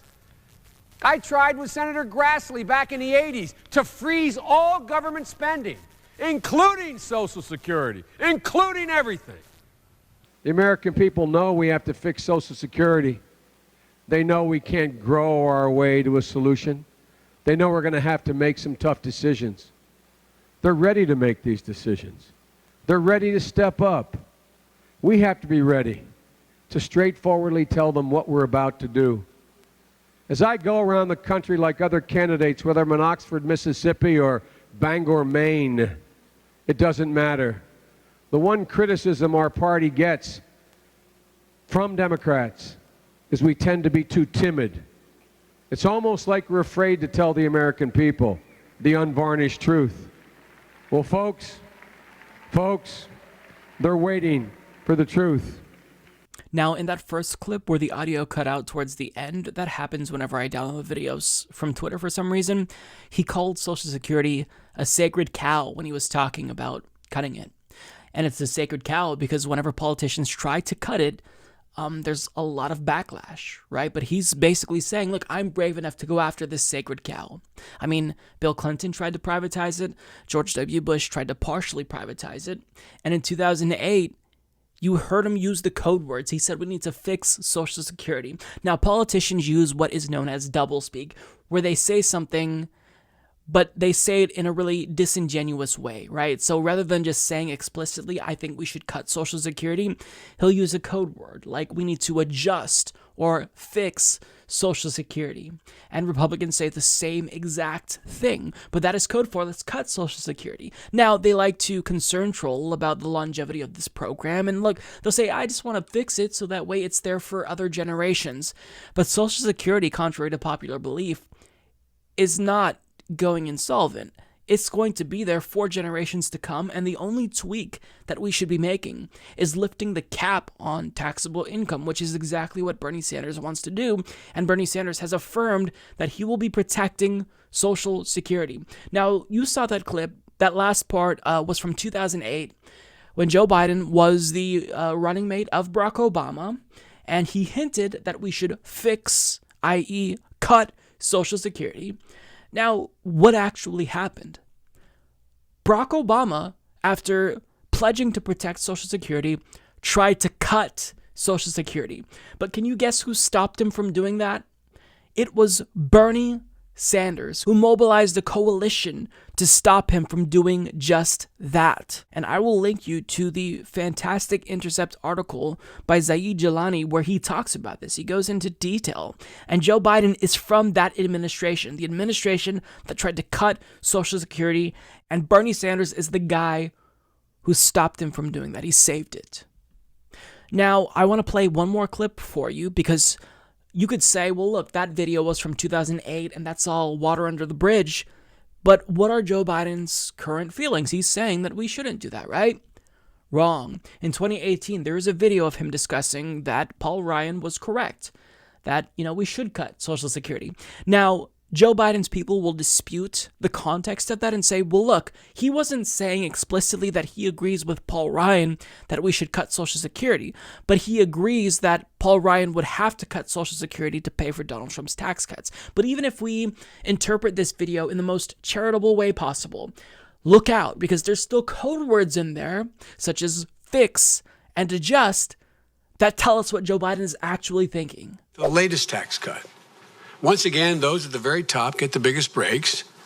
And what do we have to show for it? Even our Republican friends are now beginning to admit there's no evidence these tax cuts are being put to work in the economy. No new growth, just more debt. And that puts middle-class programs that they rely on and they've worked for at real risk. Paul Ryan was correct. When he did the tax code, what's the first thing he decided we had to go after? Social Security, and Medicare. Now, we need to do something about Social Security and Medicare. That's the only way you can find room to pay for it. I don't know a whole lot of people in the top 0.1% or the top 1% are relying on Social Security when they retire. I don't know a lot of them. Maybe you guys do. So we need a pro-growth progressive tax code that treats workers as job creators as well, not just investors, that gets rid of unprotected loopholes like stepped-up basis. And it raises enough revenue to make sure that the Social Security and Medicare can stay, still needs adjustments, but can stay, and pay for the things we all acknowledge will grow the country. So can you trust him?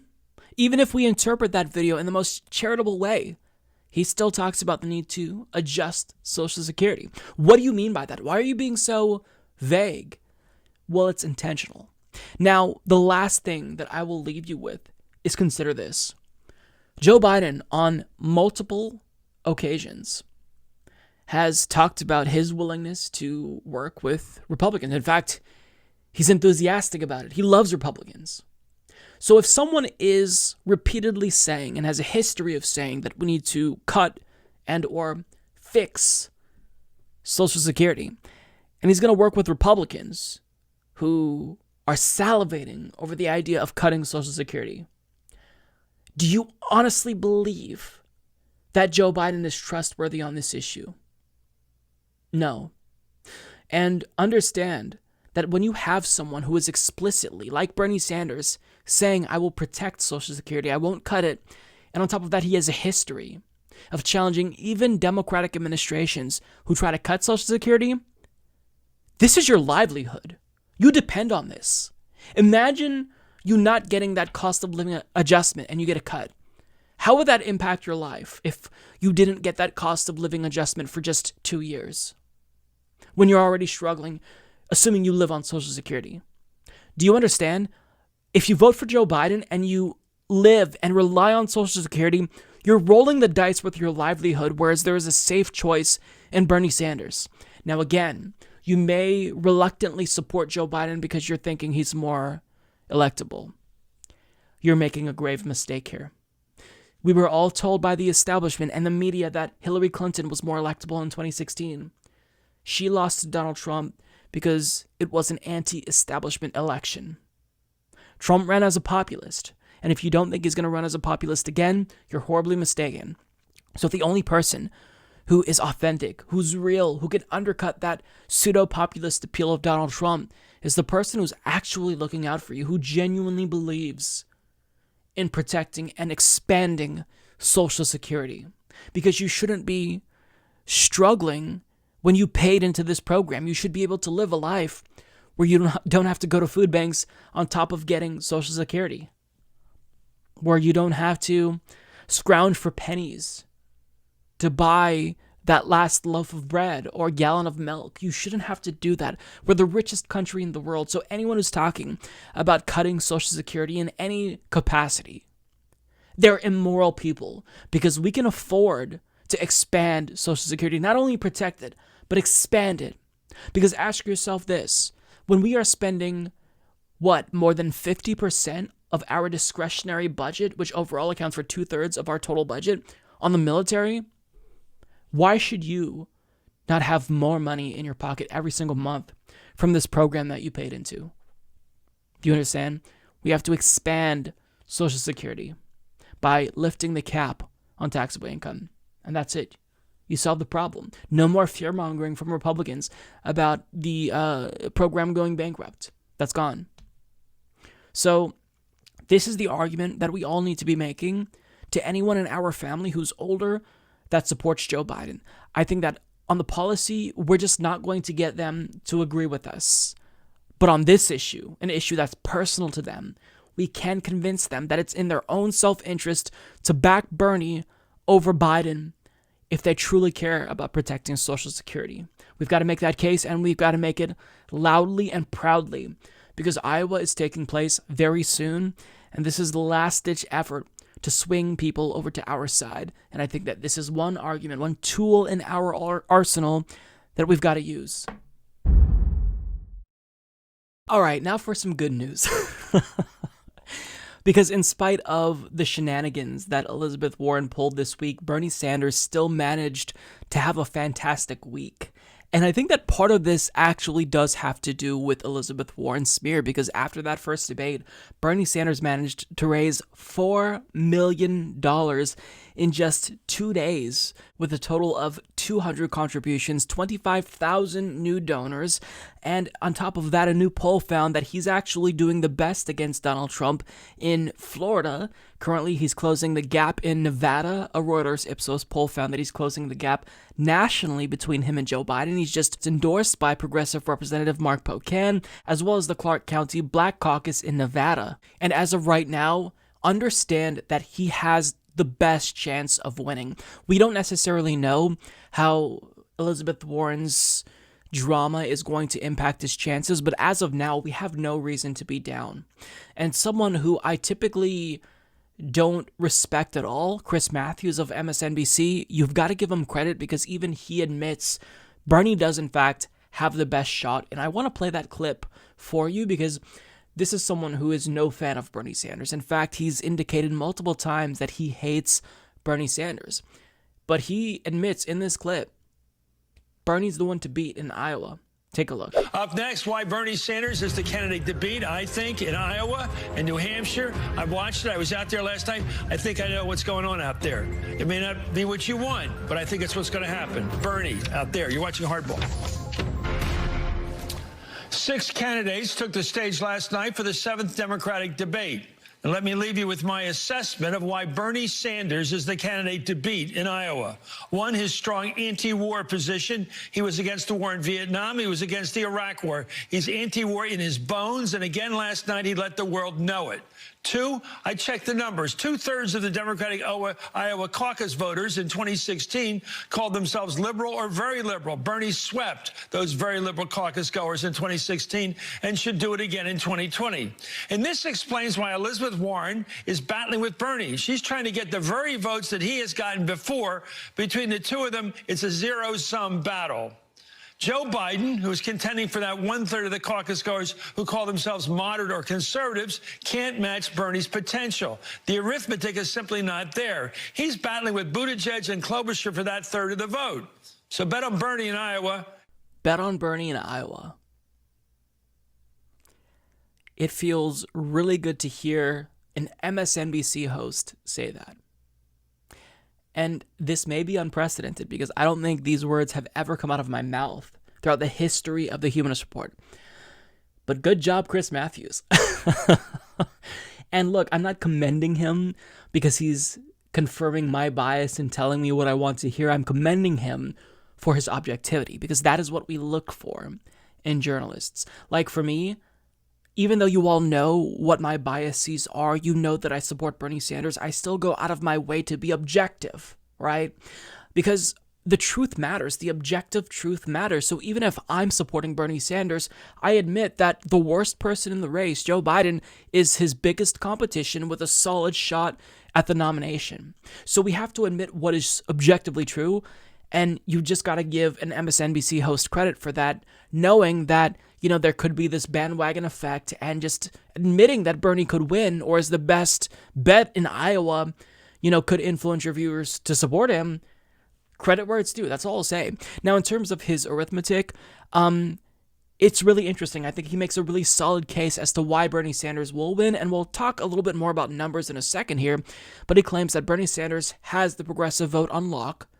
That vote will not go to Elizabeth Warren, whereas Joe Biden is competing with Amy Klobuchar and Pete Buttigieg in that centrist space. And that's interesting. But I will say that Amy Klobuchar, all of her supporters, assuming that she doesn't reach 15%, are going to have to coalesce behind, I'm assuming, Joe Biden or Pete Buttigieg. I can't imagine that they would support Bernie Sanders and even Elizabeth Warren. But I will say this, as much as we shit on Pete Buttigieg because he's a terrible human being and probably a sociopath, even though I shouldn't psychoanalyze and I can't confirm that, but he's not great. Without him, I think that Joe Biden would be coasting through this nomination because you have a huge chunk of that centrist vote being taken from Joe Biden by Pete Buttigieg. And without Pete Buttigieg, Joe Biden would probably be a lot stronger. But I do want to look at overall public opinion polls when it comes to the state of Iowa, because Joe Biden currently overall is narrowly in the lead. It's within, less than 1 point. Of course, that's the margin of error. They are statistically tied, and it could go either way. Joe Biden could still win. But I do believe that Bernie Sanders has a good shot because the Des Moines Register poll is one that I really do trust and a lot of people trust, hence why people in mainstream media were freaking out once that poll was released, and MSNBC actually questioned its legitimacy in a segment. I'm not joking about that, by the way. I think that either David Dole or David Pakman, one of the Davids, covered that.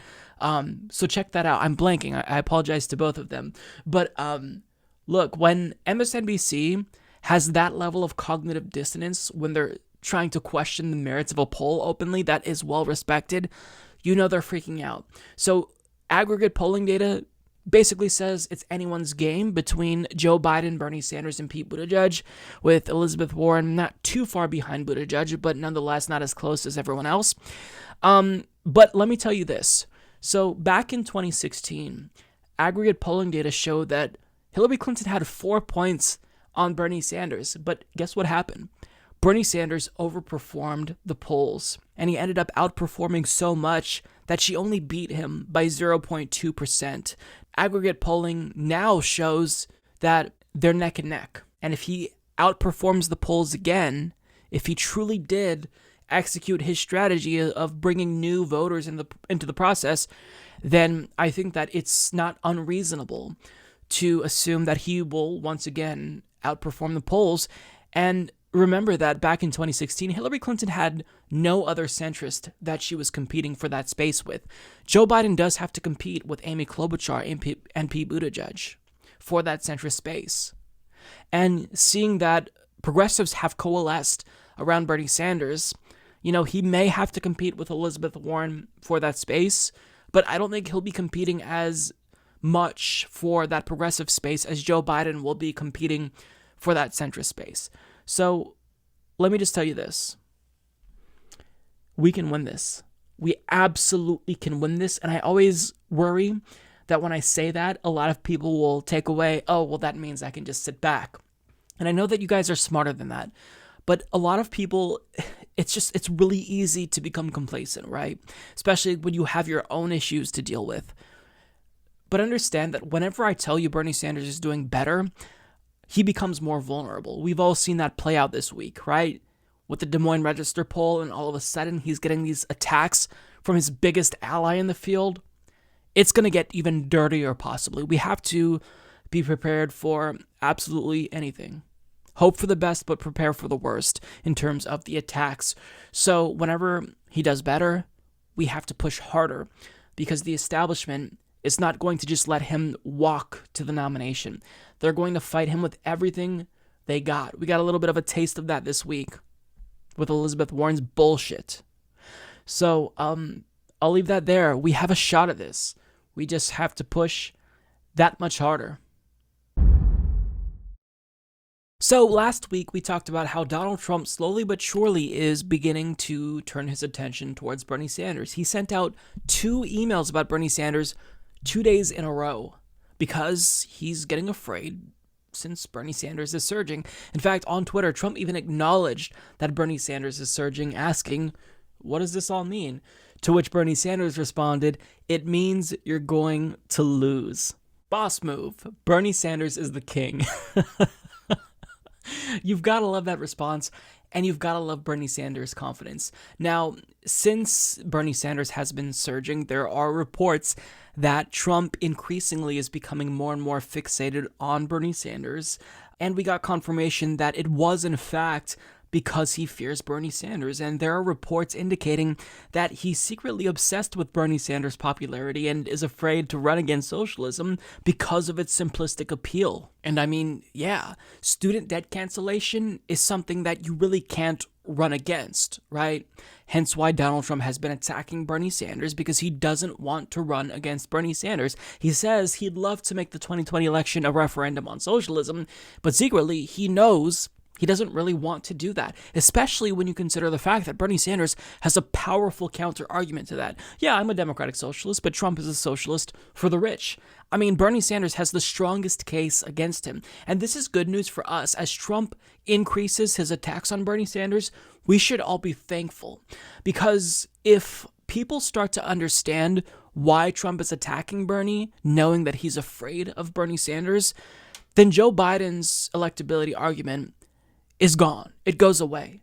And if Democratic Party primary voters are truly voting based on electability and they know that Donald Trump is afraid of Bernie Sanders, we could even peel off some of Joe Biden's supporters who are reluctant to support Bernie Sanders based on policy but are willing to acquiesce because they just want to defeat Donald Trump.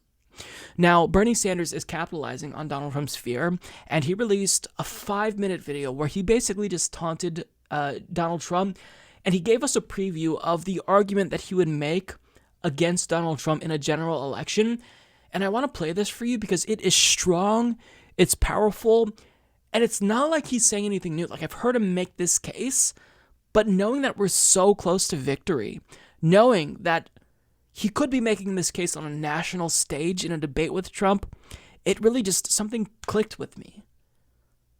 Holy shit. Bernie can beat Donald Trump and just beat his ass. Crazy Bernie. In case you haven't noticed, Donald Trump is now paying attention to our campaign. In fact, in the last few days, he and his Republican apparatchiks have been attacking us over and over and over again. In other words, the most dangerous president in modern American history is getting a little nervous. And you know what? He should be getting very nervous. Because after we win the Democratic nomination, we are going to beat him, and we're going to beat him badly. And let me tell you how we're going to do that. By telling the truth. And the truth is that Trump is not just a pathological liar, and it's not just that he's running the most corrupt administration in the modern history of our country, or that he is a racist, a sexist, a homophobe, a xenophobe, and a religious bigot. That's true, but that's only half the story. The other half of the story is that he is a total 100% fraud. In 2016, Trump told the working people of this country that he was going to stand with them against the establishment. Remember that? He was going to take on the establishment. What a joke. Trump told everybody that he was going to provide health care for everyone. And then, as president, shock of all shocks, he attempted to throw 32 million Americans off the health care that they have. During his campaign, Trump told the American people that his tax plan would protect the working class of this country and not the wealthy. But the legislation he pushed as president over a 10-year period gives 83% of the benefits to the top 1%, and in fact will raise taxes for millions of middle-class families. During his campaign, Trump told the American people that he was a different type of Republican. Remember that? He was not McConnell. He was not your average Republican. And he, as president, would not cut Medicaid. He wouldn't cut Medicare. He wouldn't cut Social Security. And yet, the last two budgets that he produced called for massive cuts to Medicaid, Medicare, and billions in cuts to the Social Security Disability Fund. In other words, once again, told the American people one thing as a candidate, did something very different as president. Donald Trump, during his campaign, told the American people that he would drain the swamp. Remember that? He was going to drain the swamp. And yet his administration has brought in more billionaires than any administration in American history. They're all over the place. But it goes even further than that. As everybody knows, Trump has been demonizing the undocumented people in this country for years. Every day he attacks the undocumented as he tries to divide our country up. And yet this very same person, Donald Trump, who is so opposed to the undocumented people in our country, oh my God, how terrible they all are. This same Donald Trump hired hundreds of undocumented workers at his various resorts and other enterprises around the country as a private businessman. And President Trump, who tells us how deeply concerned he is about the outsourcing of good-paying jobs in America, has during his business career manufactured his products, Trump-line products, in China, in Mexico, in Turkey, and in Bangladesh, where he hires low-wage workers. In other words, we have in Donald Trump a person who says one thing during his campaign and does something very, very different as president. We will defeat Donald Trump because while he is trying to divide the American people up, we are going to bring them together around an agenda that works for all of us, not just the billionaire class. While he is trying to divide us up based on the color of our skin or where we were born, or our sexual orientation, or our religion, we are going to bring our people together around an agenda that says to the corporate elite, this country belongs to all of us, not just the 1%. So I want to thank all of you for your support. We're going to win the Democratic nomination, and together we are going to defeat Donald Trump. Thank you all very much.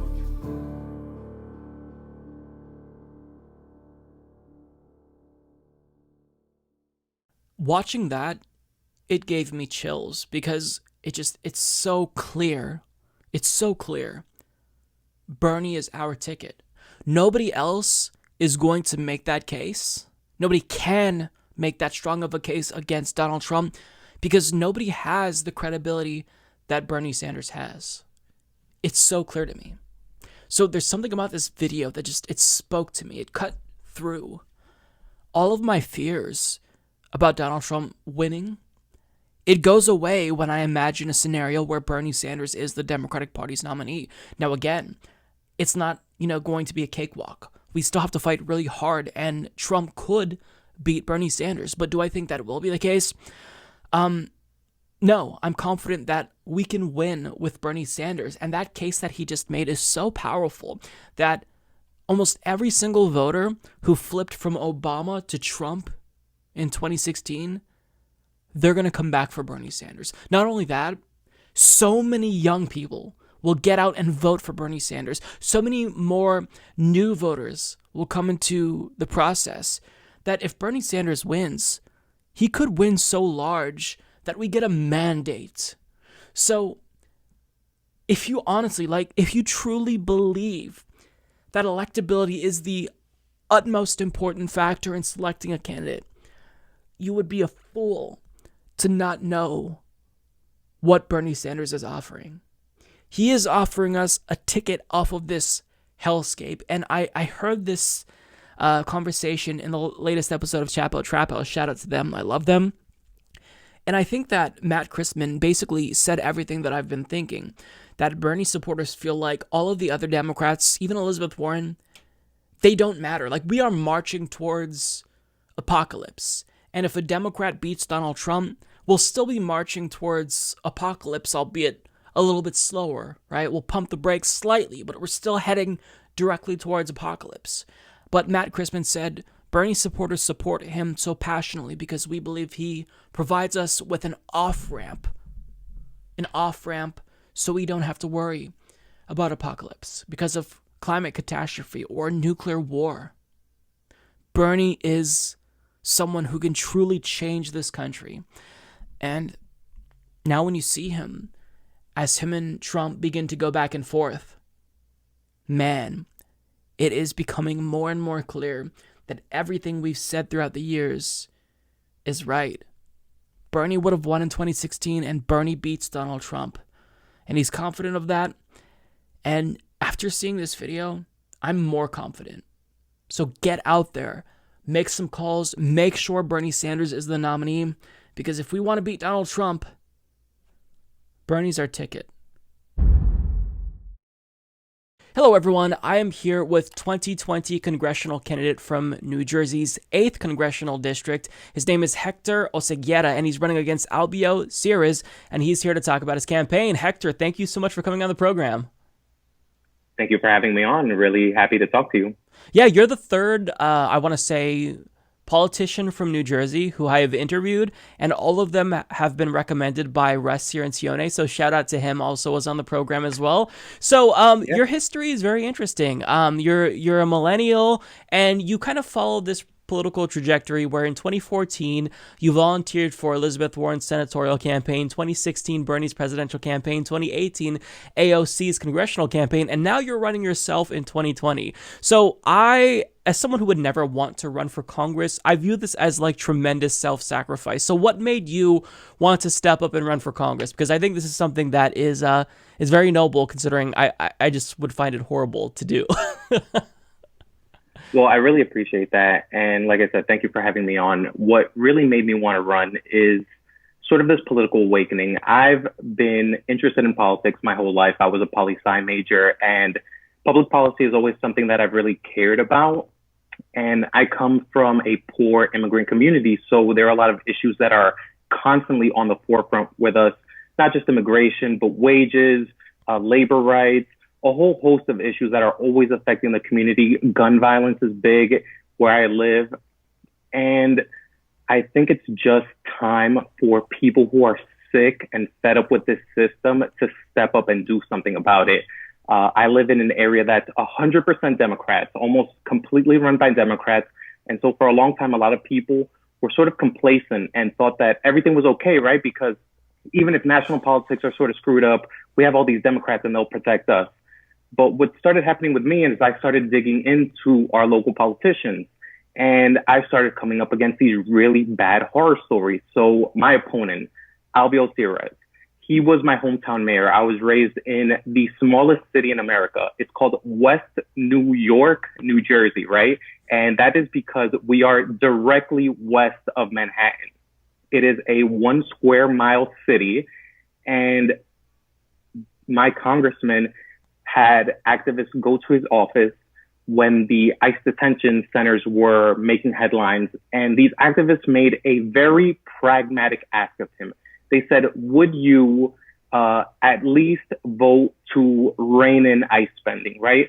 And I'm telling you, this is a heavily Democratic district, mostly immigrant, mostly Hispanic, right? So what do you think someone like that would say, right? They'd be like, okay, sure. He says, absolutely not. He says, ICE does great work, and I will never vote to cut a single dollar from ICE. That's his response to activists asking him in the height of the immigrant detention center crisis. That's his response to the activists. And so the more I dug into it, the more horror stories I came up with about my congressman. And I just decided that it's about time. He didn't have a primary challenger in 2018, so I didn't want this election cycle to go by and for people to feel like this guy's doing such a great job that he doesn't even deserve a challenge. So that's really what made me want to run and to run against him specifically.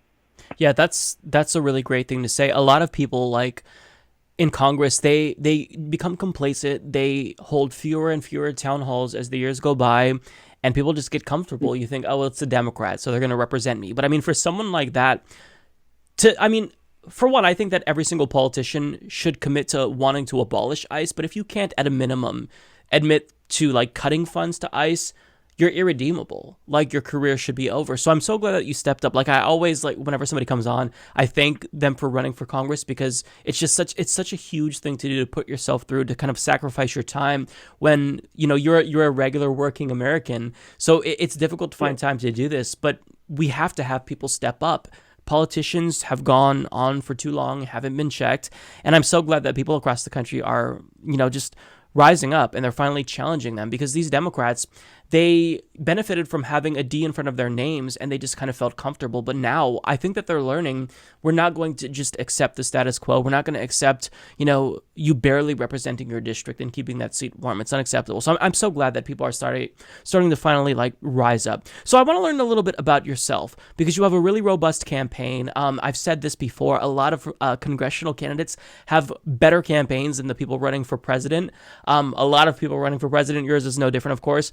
So I wanted you to talk through your campaign. And on top of that, I wanted you to talk a little bit about yourself because you have this typical millennial story that I feel like really resonates with people, myself included, because you graduated law school and you couldn't find a job. You had to work at Five Guys. Thankfully, you ended up getting a job. You're currently an anti-money laundering specialist. So just tell us a little bit about yourself and a little bit about your platform as well, and kind of how your personal story influenced your current platform, because I always think that that's really interesting. Yeah, so I think all these things tie in together. So let's just start with the lack of representation, right? My congressman, he has never held a single town hall and is never going to hold one. That's his stated stance. So that is off the rip one of the things that really gets my blood boiling about the lack of representation, right? So I grew up in this town, and New Jersey behaves like a bunch of little kingdoms. There are all these fiefdoms where you have a county boss who controls everything from the Board of Education up to the senator, right? And I grew up in this system, and everybody's a Democrat, so you sort of assume everything's okay. I go away to college, and I went to BU, and I start meeting all these leftists, and I start getting involved in sort of progressive politics and learning a lot more. I eventually found my way to law school, like you said, and yeah, I come out of law school, and the job market is crappy. So what ends up happening is I have to pay for rent. I have needs that need to be fulfilled. So yeah, what do? I had to take a job at Five Guys. I'm flipping burgers with, a JD. And like you said, that's a kind of typical millennial story. Being Hispanic and sort of being from this blue collar community. My dad was a blue collar worker his whole life. He was a truck driver. He was a taxi cab driver. He was a plumber. He was a handyman. He did every blue collar job under the sun. And so I've never had this sort of elitist, oh, well, I have a degree, so I can't do that, right? That's just not in my reality. That's not in my work ethic. So when times got hard, I had to get to doing things. And I took a job at Five Guys. I'm flipping burgers for a few months, and eventually I was able to find a job. How I ended up in anti-money laundering is that while I was in law school, I had this wonderful professor. Her name is Elizabeth Spahn, and I really owe everything to her. Professor Spahn, if you're listening, I love you. You are the reason I'm here today. And she actually is on a list in China. Whenever she goes to China, she's followed around by their government because she's heavy into the anti-corruption space. She does a lot of writing about anti-corruption and anti-money laundering in general. And what I came to see is that corruption is the sort of in the backdrop of all the issues that affect us. If you're talking about healthcare, if you're talking about education, if you're talking about the war machine, there's always this person in the background who's pulling these strings, and the strings are always money. It's always money, and it's never legitimate money. It's always money that they've stolen either or gained illegitimately. And now in their quest to make that money look legitimate, they engage in all these corrupt activities that end up really hurting working class people like me and like the people in my community. So one of the key pillars of our platform is affordable housing, right? Why is it so hard to find affordable housing where I live in Hudson County or in New York City, right?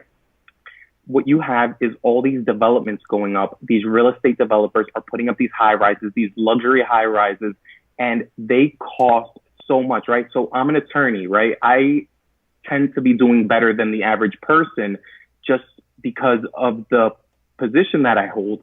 And even I could absolutely never afford one of these high rises, one of these condos. No way in hell could I afford these things. So who's affording these things, right? You have all these investors coming in. There was a scandal with Trump paying, I think it was about $500,000 to get these investors coming in from China. You have a lot of corrupt people trying to bring their money into the United States. And so what they'll do is they'll buy up all these high rises They'll buy up all these condos. Nobody lives there, but nobody cares because all the right people are getting paid off. So affordable housing is because of corruption. If you go into healthcare, the insurance industries, it's because of corruption. If you go into almost any issue that progressives are talking about today, immigration, labor rights, any issue that you go into, you eventually come up with a guy with a ton of money who's trying to hide it. And that's so interesting. And I'm glad that you have this background. Like, I'm never someone on my show, my audience knows this, who will, command that anyone running for Congress have like the right type of experience and whatnot. But I think that it's so neat that you're an anti-money laundering specialist, because you kind of see like a behind the, the curtain look that we all don't really get to see. Like, you understand all of these underlying mechanisms that lead to corruption. And I think that probably arms you with more knowledge than most people in Congress going in to be able to take on these crooks, which I think is great. So I kind of want to expand the conversation. Let's talk a little bit about your worldview. Very, very big question, but generally speaking, like, let's say you're elected to Congress. What would you hope to fix? Are we looking at structurally, short-term, long-term? Like, what do you want to accomplish, let's say, within your first term? And what are, like, long-term goals that you think the left can and should accomplish? Great question. So there are a couple big-ticket items like Medicare for All that I would jump right onto. So Pramila Jayapal's bill and Bernie Sanders' bill is something that I would start pushing day one. We're going to get that passed in my first term. Beyond that, now that we're talking up on the anti-money laundering stuff, I would be really big on a 21st century Glass-Steagall Act, a 21st century antitrust act. Antitrust was one of those really important classes that I took in law school that, again, gives you that behind the curtain look at what are these mega corporations doing in the background that is so anti-competitive, right? So America is supposed to be this capitalist bastion, free markets, right? But what you don't see, what you don't hear that much about is all the monopoly power that exists in our economy, which actually makes it not really much of a free market at all. We're actually living under a bunch of corporate fiefdoms, corporate masters who are heavily invested in not having any competition in their market because that'll mess up their bottom line. It's the same thing with healthcare, right? Why is there only a few insurance companies? When you look at the insurance market, what you have is a bunch of state-by-state monopolies, which is the reason why we can't get affordable healthcare in this country. It's one of the big reasons. So a 21st century Glass-Steagall, I'm really interested in the STOCK Act, the Stop Trading on Congressional Knowledge Act, because what you also end up seeing is a lot of politicians will go into Congress and they will start regulating an industry, right? Now, lo and behold, the day that they leave Congress, they will go into being a lobbyist for that very same industry. So John Boehner, I think, is the best example. He was essentially the tobacco industry's congressman. As soon as he left Congress, he became the tobacco industry's lobbyist. So that's something that we really need to cut back on, like 100%. You have a lot of things very similar to that, not quite as blatant, but someone with my background definitely has the tools to fight these sort of lobbyist powers because, publicly funded elections is another one. I'm basically trying to get the money out of politics, I guess, is the big banner you could put that under. But that comes under a lot of shapes and sizes, depending on whether we're talking about electoral politics or whether we're talking about, in the legislative act of being in Congress.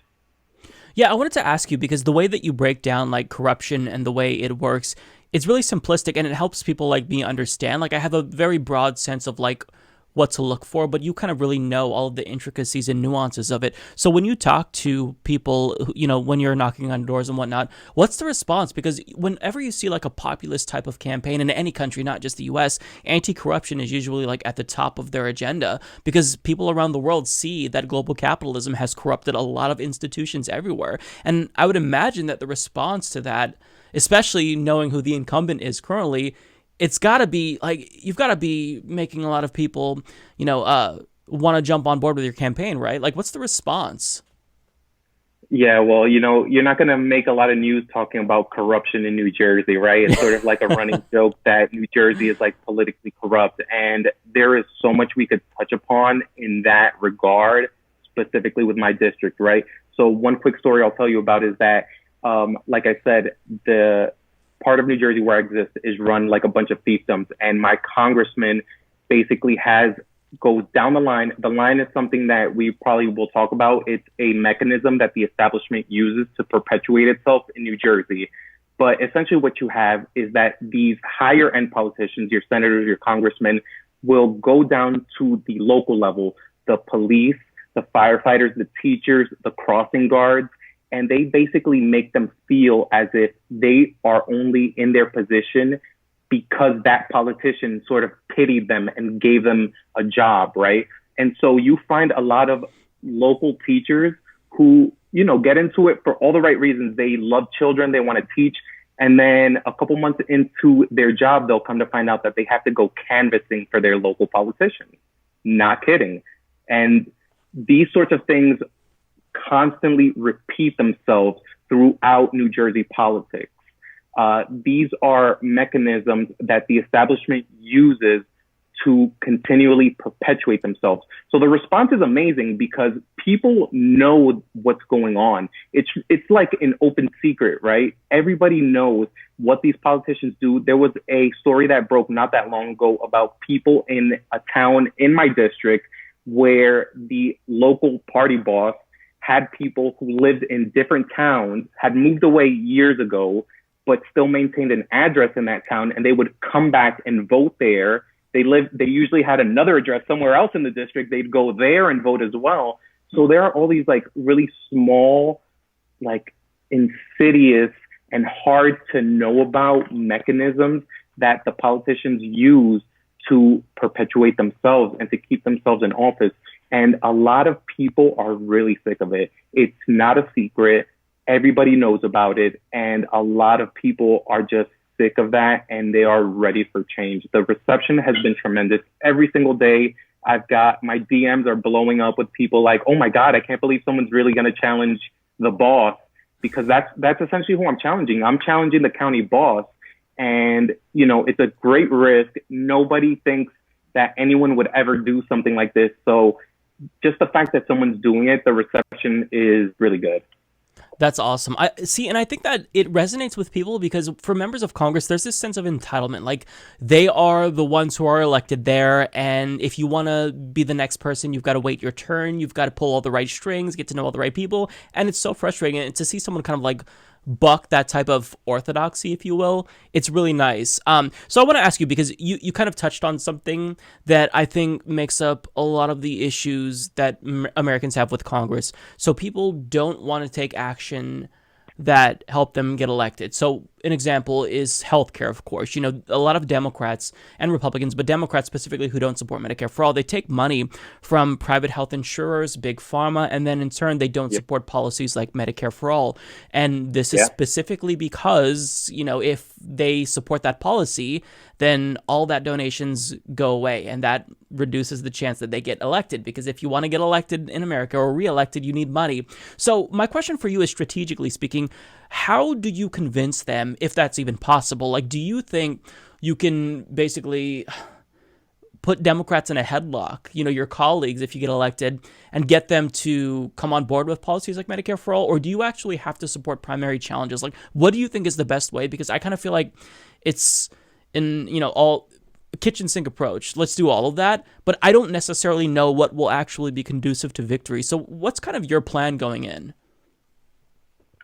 Okay, so I kind of shy away from what's conducive to victory because nobody knows what's going to win here, right? We have to do everything we can. So I support all the primary challengers. You mentioned the other New Jersey primary challengers that you had on, Russ and Zena, who I know well and who I'm completely behind. But yes, when we're in office, we do have to, so this is from my anti-corruption career, but you have to name and shame them, right? Yeah. So we have to say, this person is taking money from this industry. A great one from New Jersey is somebody who's running for president, Cory Booker. someone who I don't support personally because he takes a ton of money from the pharmaceutical industry, and that's been well known in Jersey for a very long time. So yeah, you have to name and shame them. You have to say this person takes money from this industry, and that's why they won't vote the way that they should. Yeah, and I love that naming and shaming. I think it's important, and the reason why we don't see more of that is because nobody can really name and shame in Congress because they're all corrupt. Like AOC, yeah, they're all doing it. Yeah, yeah, AOC can name and shame, but if you're let's say you're in Congress and you're Donald Norcross, another corrupt politician from New Jersey, he can't. Who is he going to name and shame because he's just as corrupt as everyone else? Himself. Yeah, he's going to name himself. Exactly. So it's this is why nothing is getting done because they're all bought and paid for, albeit, maybe from different industries and whatnot, but nobody wants to, call out corruption because if you're participating in it, then you're a hypocrite and you don't want that to get turned around on you. So it's frustrating. So this is why I think, for the first time, I feel cautiously optimistic. I stress the cautious because so many people are standing up and running for Congress. I remember back in 2016 when I just started the Humanist Report, I could count the number of progressives primarying other Democrats on one hand. Now it's impossible to keep track, and I've brought on almost 30 people on the program, including yourself now. So it's so exciting because it feels like finally there's this sense that America is waking up. But my question to you is, and this is something that I genuinely don't know the answer to, how do we keep the movement sustained? I oftentimes try to come up with these good hypotheticals, let's say Bernie's elected and you're in Congress, what can we achieve? But I kind of want to get a little bit grim for a moment if you'll indulge. Yeah. So let's say the worst case scenario happens. Let's say that we lose in 2020 and Trump is reelected. How do we keep the movement galvanized? Because that's one thing that I'm worried about. Demoralization and just apathy and cynicism, it makes it really difficult. It's a huge barrier, and I don't think that people talk about that enough. So how do you keep this momentum going, even if it feels the situation is hopeless, just from your experience, because you're an organizer, you're an activist. So what would you say to that? Because I genuinely don't know. It's hard to keep people, feeling encouraged on my show when it's I report bad news after bad news after bad news. So what would you say? Yeah, no, that's a very legit question. And I think what we're doing now is that we have a plan for the alternative, right? So, yeah, we're always planning for, 2020, Bernie gets elected. There's a progressive sweep of all Congress and we're all in office, right? But I think AOC is actually the model for this, is that when you're in that position of power, you don't let your foot off the gas. We can't get complacent, right? Because in a lot of ways, complacency is what brought us Trump, right? All this complacency about the Obama years and sort of feeling oh, we won the ideological war. The right has been defeated and, rainbows and butterflies forever. That is what got us Trump, because that opens the floodgates for people to organize and to fight back against us. So I think AOC and the squad in general, they are the model for what we're doing. They have not let their foot off the gas. They've been, causing mayhem left and right, and we're loving it. And that's what we have to do, right? Worst case scenario, everybody loses 2020, Trump is reelected, worst case scenario, right? What we do is that we get out in the streets the very next day, we apply pressure, we make phone calls. It's basically a continuation of the energy that's going on now, because there is a tremendous amount of progressive energy out there, and it's going to go somewhere in that worst case scenario, right? Those people are not going to just poof out of existence. They're going to be somewhere. They're going to have priorities. There are so many groups that I speak to on a daily basis that have been sort of doing this long slog for a long time. If it's domestic workers' rights, if it's gun violence, these are people that have been in the trenches fighting these fights for a long time with no fame and no glory and just the sweat on their brow and these little victories that they can pick together. So worst case scenario, talk to people in our communities and let them know that we're not going to go away, because they're not going to go away. And these problems are not going to go away. So just applying the pressure and not letting your foot off the gas, I think, is the best sort of contingency plan. Yeah, I would agree with that. It's easy to kind of see where we went wrong, at least for myself, because like you said, we were complacent after Obama, I think, generally speaking. For me, I was in college. I was working at Blockbuster and Subway while in college, and it's like, okay, he's elected. I could just kind of hang out now. But that's not really the way that politics works. That's not the way that change happens. And then you do kind of see, these little windows of opportunity. We had the Occupy movement, and now with the Bernie Sanders movement, I think that what he created will persist throughout the years. I really do feel confident about that. And like you said, it comes down to leadership from progressives like AOC that we now have that we didn't really have before. Who are very visible. And I think that really does make a difference. Like having people represent a movement, it does help.